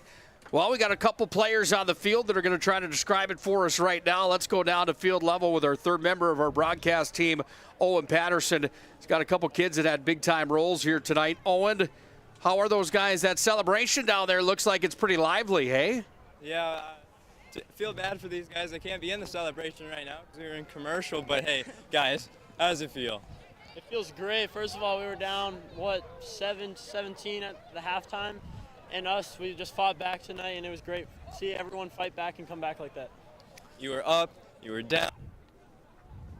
What was your mindset the whole night? Even at halftime, going into the half down 10, we knew what we had to do.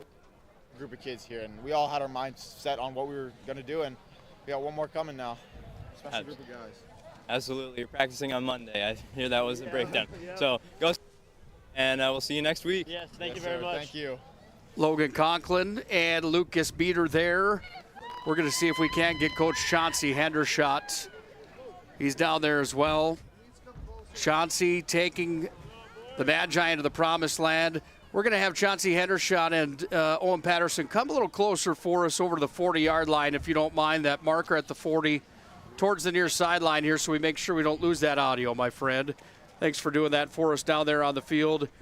Here's Coach Hendershot. 19-18 for a record now all time as the head man of the Magi tonight, certainly his biggest. He's on the field with Owen Patterson. Nick Hulberg just said your career record as a coach is now 19-18, above 500. Was that the best win you think you've ever had as a coach? It's hard. You know, what is the quote? Comparison is the thief of joy.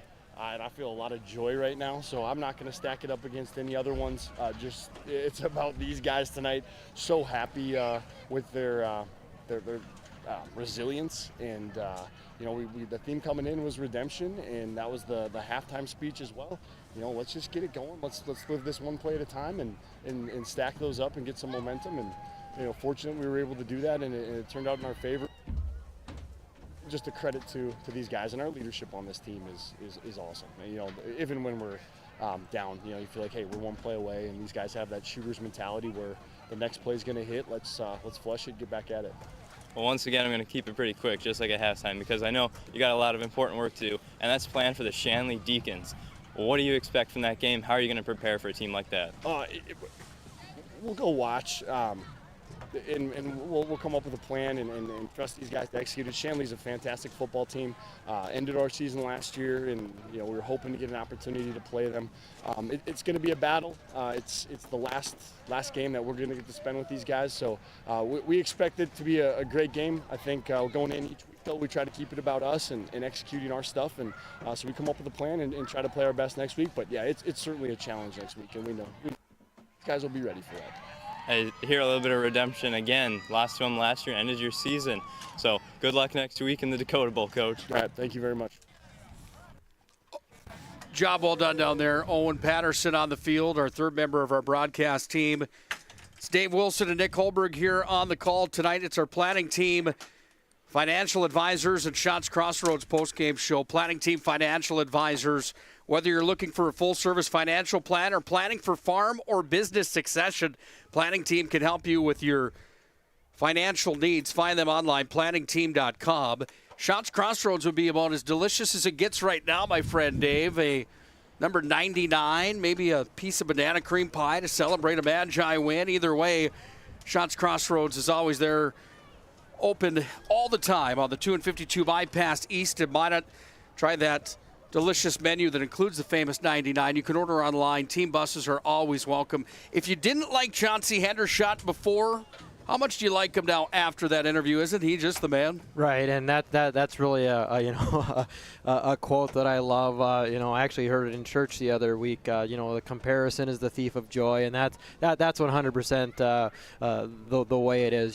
Just a class act all around. And we talked earlier about like getting Minot High football back on the map, and a couple grim years for Minot. And for him to get above the 500 mark, as Owen was talking about. I mean, that's great. And I honestly don't think Minot High football was off the map. It was just a change in leadership. That leadership change takes time to get your culture, to get your program in. And I couldn't be happier for him. A great opportunity next week to be playing in the Fargo Dome against the number one team in the state. Before we get too far down this path and talking about next week, let's touch on Sheyenne for a moment here.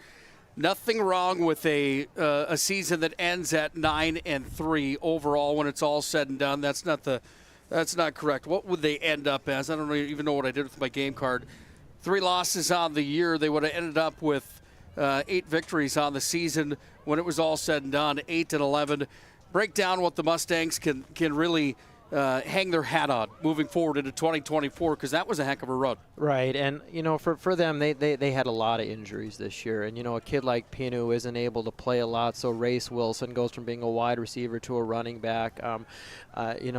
Deer was hurt from some different points of the season as well.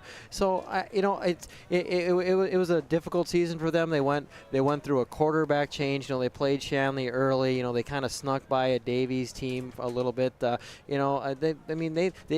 something to hang their hat on is they've got a junior quarterback coming back. They've got a Division I lineman in Petchuk coming back. Jamison Allen, young kid there. In the secondary is also a hockey player for me at the West Fargo Cheyenne hockey team.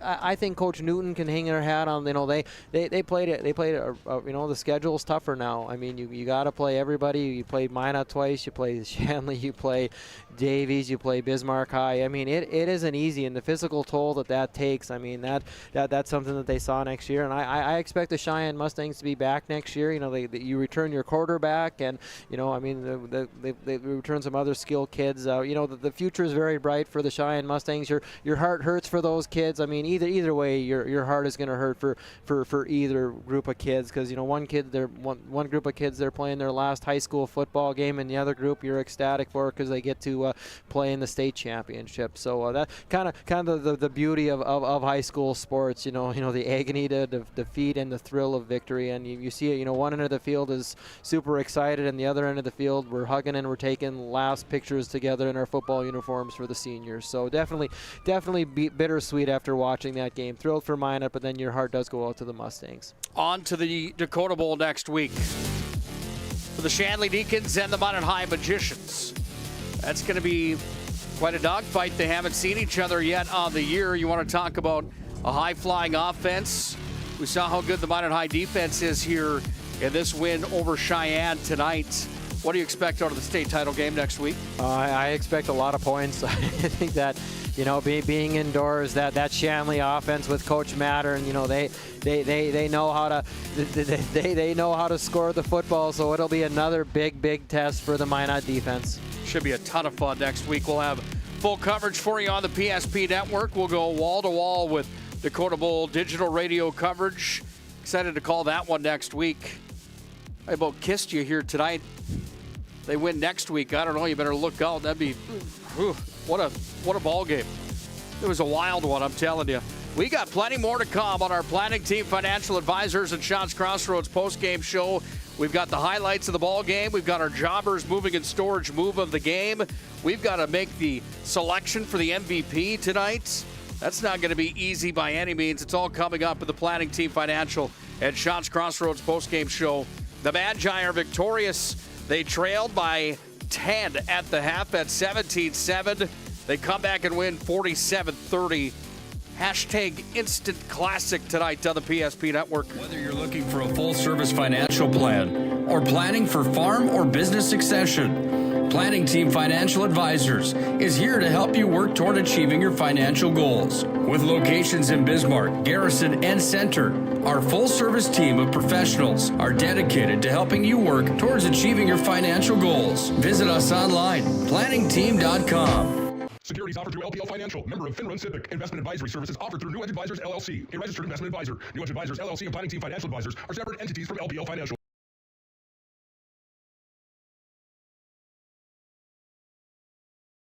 How would you like to turn this into this? With Shots Crossroads Fuel to Food Reward Program, you can. Here's how it works. Pick up a fuel tracker card from any of our C-Store cashiers. Every time you fill up with gasoline or diesel, use the fuel tracker card to record your gallons. Once you reach 1,000 gallons, you'll be eligible for a $10 gift card to Shots Crossroads Restaurant. Start earning your rewards today at Shots Crossroads. Our stylists are trained to understand the nuances of cutting men's hair. Less pomp, more adore, huh, Brittany? Square face, wavy hair. Mid-fade with a textured top. Finish it off with a hard part and taper that neckline, coach. Cowlick, what's the move? It's not just all about hard work here. Hit all. 7. Pressure. Points. Yeah. It takes expertise to be a sport clip stylist. Here. That's the spot. Right there, huh? Sport Clips, the pros in men's hair. Are you moving your business or your home across the town or across the country? We know it can be stressful. To ensure your possessions arrive on time, intact, and on budget, make your move with Jobbers Moving and Storage. Jobbers can help you with every aspect of your move. With our efficient step-by-step approach to move management, we can tailor a plan to suit your needs and schedule. With locations in Bismarck, Fargo, Minot, and Aberdeen, Jobbers Moving and Storage is your choice. Visit jobberswarehouse.com. It's Jobbers Moving and Storage. Planning Team Financial Advisors and Shots Crossroads bring you the postgame here tonight. The Magi move on to the Dakota Bowl next week. I think I heard the quote of the night just now that the best part about next week is it's indoors. It'll be nice and climate controlled in there next week as Shanley and Minot High will play for a state championship. 47-30, the final score on the BNC National Bank scoreboard here tonight. Nick Hulberg and Dave Wilson on our Planning Team Financial Advisors Shots Crossroad postgame show. Planning Team Financial Advisors, whether you're looking for a full-service financial plan or planning for farm or business succession, Planning Team can help you all the way along the way. Planning Team can be found online, planningteam.com. Shots Crossroads, home of the famous number 99.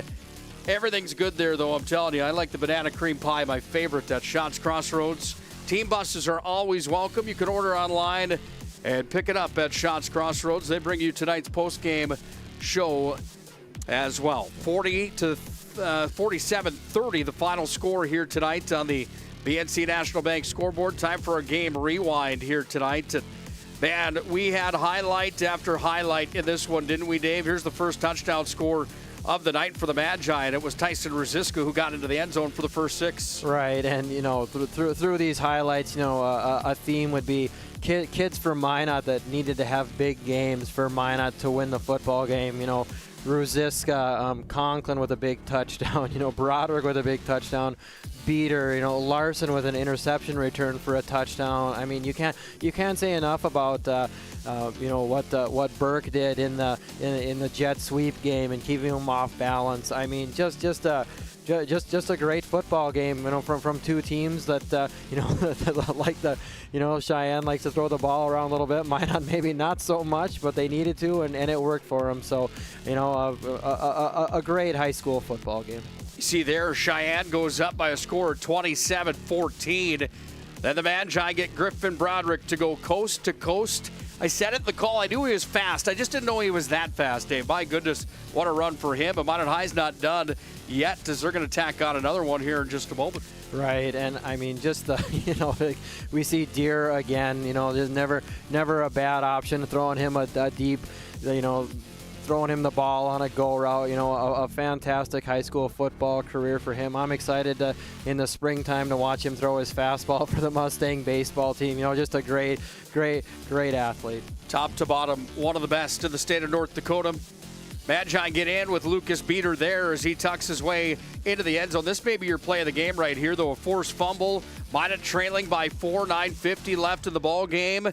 Fumble comes out, ball comes out. It's a fumble. Minot High recovers, and what do they do with it? They go down and make some magic happen here as you see trip receivers on the right. And this was a play, a fourth down situation that Minot High was looking at, facing a ball game situation where might not have been good for the Magi, but Caden Kraft gets it right at the pylon. That may be your move of the game right there as well. Oh, absolutely. And not to discredit number 33, Mr. Larson, who was the one who stripped the football from Olson at the 50-yard line there to give the Minot the ball back. A number of big plays from him as well. Conklin's got an interception with 3:48 left in the ball game. And the Magi have another nominee there. Here's the last play of the ball game as Minot High tucked one in. We didn't have that replay for you, but we had Brady Larson getting to the house there. Minot High added the points after to make it what it was, 47-30. We did have the highlight. It was there. It was a pick six, Dave. That's how long of a night it was. A lot to keep track of. There's your game reset. Comes at you, brought to you by Ryan Family Dealerships here on the PSP Network. Is there one of those plays in your mind that is the play of the game here tonight? And the Jobbers moving and storage move of the game? Nick, we talked, and that Kraft play was huge. And I would say that's probably it. But we need to give an honorable mention to a couple different plays. We've got, Conklin running down the Cheyenne player early in the football game. You've got the interception by Broderick. You've got Brady Larson forcing the fumble to get Minot the ball back there in the fourth quarter at the 50-yard line when we thought Olson had given Cheyenne a first down. Brady Larson runs up and forces a fumble on the play that Minot recovers. And then he returns an interception for a touchdown at the end to kind of stake his claim at the game. But no, I'll say that fourth down completion from Beater to Kraft to give Minot new life and inside the 5-yard line, and they scored a play later. So that to me was a really, really important play in this football game. Here it is right here. Your Jobbers moving in storage. Move of the game on a fourth down and long for the Magi with under 6 to play, trailing by 4. They needed a first down to stay alive. They get way more than that as Caden Kraft is the target in the corner. Not quite in the end zone, but it was just what they needed because they scored on the very next touch. Lucas Beater got in.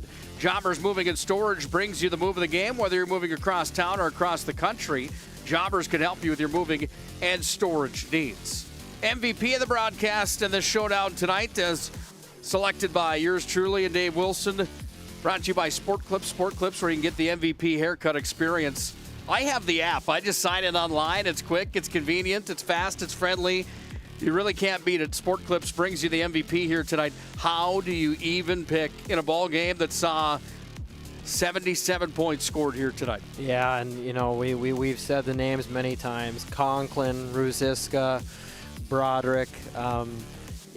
Beater had a great game. Larson on defense. You could have 6 or 7 kids that you could pick for the MVP of the contest, and I don't think you'd be wrong with any of them. They all had really, really good games.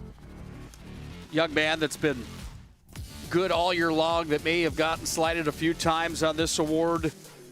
You always feel bad picking them. You really do, because there's so many guys in the line. Football, for example, that's a gigantic roster. Plenty of guys you could choose, but how about the play of Lucas Beater tonight? that's got to be a fair pick in this ball game, isn't it? And before the football game, Nick, when I was kind of thinking through the game today, I thought a player for Minot that really had to stick out and have a good game tonight for them to win. You think of Rosiska, you think of Conklin, but really the play of Lucas Beater, the young man at quarterback for Minot. Like you said, maybe he hasn't gotten all the accolades this year.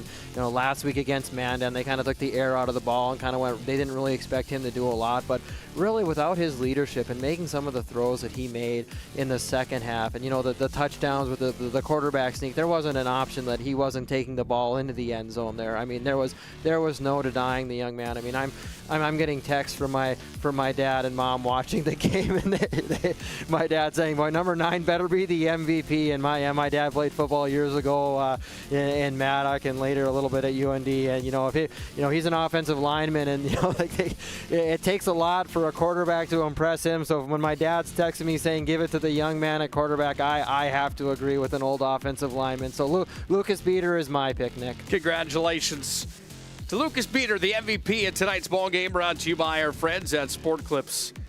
Wow, what a contest it was here tonight. We're not done with our football coverage yet. We're on to the Dakota Bowl next Friday, starting at about 8:30 in the morning with a pregame show for the 9-man. Then we'll have the single A, 2A, and 3A contests on the PSP network. We'll have wall-to-wall coverage. I'll be on the call of that 3A game coming up on Friday night. Make sure to take my blood pressure pills because that will be a fun one. And I'll do it again tomorrow because Dickinson Trinity is in Velva taking on the Velva Aggies. Bryce Gutnick and I will have the call of that showdown tomorrow as well on the PSP network. Dave, overall, your closing thoughts here tonight on what was one heck of a ball game. Yeah, I mean, and really that's the beauty of high school sports. There's just time when you sit back and you just say, man, what a football game, what a moment. And that, like I said, that's the beauty of it. It's not played at the level of a college or a professional ranks, but the imperfection is what makes it so great. And a lot of life lessons are learned through high school sports. Right now, there's 4 Cheyenne players, kind of saying a prayer at the 50-yard line, just one last time in the uniforms. And those moments that kind of pull at your heartstrings a little bit, that's why I love high school sports, and these kids will remember this moment forever. Not the most positive moment because they didn't win their last game that they played together, but the memories that they have playing football for Cheyenne, they'll cherish those, and it'll be the Minot kids next week, win or lose. Once it goes, whether you get the first place or the second place trophy, you remember the moments that you created with your friends and your coaches and the life lessons you learned through playing a high school sport. Well said again, my friend. Can't thank you enough for joining me for these broadcasts. Job well done. A lot of fun working with you. I'm excited for high school hockey season. We'll see you there as well. Absolutely. I can't wait for your call from the Dakota Bowl on Friday. That'll be fun to listen to. Buckle up tight. Oh, baby. That should be a lot of fun. Giant thanks here tonight to our good friend John Haugen on the camera operation and the production here tonight. Job well done, Johnny. We can't thank you enough. Owen Patterson, another job well done from the young man joining us on the PSP Network broadcast team. For Dave Wilson, I'm Nick Hulberg. Time for our final sign-off here. We're through the semifinals, on to the Dakota Bowl next week. And it's the Magi and the Shanley Deacons that are going to go toe-to-toe. We'll have the coverage for you on the PSP Network. Join us starting early in that day for the 9-man state title game. Then the single A, then the double A, and then you'll find the Magi and the Deacons in the big dance for the 3A crowd. Make sure to grab a couple extra Red Bulls for that one. As always, a giant thank you again to all of our military men and women that join us watching tonight. All of our service men and women as well. God bless you all. Thank you so much for doing what you do. God bless America. God bless high school sports and this high school football game tonight as well. It was a gunfight to say the least, and it was full of fireworks. Minot High came back from trailing 17-7 at the half. They win 47-30 on the BNC National Bank scoreboard. For my broadcast partners, Owen Patterson and Dave Wilson, for our production leader tonight, Mr. John Haugen, I'm Nick Hulberg, signing off from Essentia Health Field here in West Fargo, North Dakota. Time to celebrate for the Magi and then get right back to business because the Deacons are up next. It was a fun one. Have a great weekend. Whatever you do, have a good night, and God bless. We want it all. We want our dog to fetch it. Drop it. And drop it. Name it. We want to fix it ourselves. And actually fix it. We want to order the market price lobster. And know the market price of the lobster. How much is... Whatever the market says. Sadly, we can't have it all. Except at Sport Clips, where we check in with the pros in men's hair and totally check out with pure, uninterrupted relaxation. Sport Clips. It's a game changer. Are you moving your business or your home across the town or across the country? We know it can be stressful. To ensure your possessions arrive on time, intact, and on budget, make your move with Jobbers Moving and Storage. Jobbers can help you with every aspect of your move. With our efficient step-by-step approach to move management, we can tailor a plan to suit your needs and schedule. With locations in Bismarck, Fargo, Minot, and Aberdeen, Jobbers Moving and Storage is your choice. Visit jobberswarehouse.com. It's Jobbers Moving and Storage. This presentation on the PSP Network is proudly brought to you by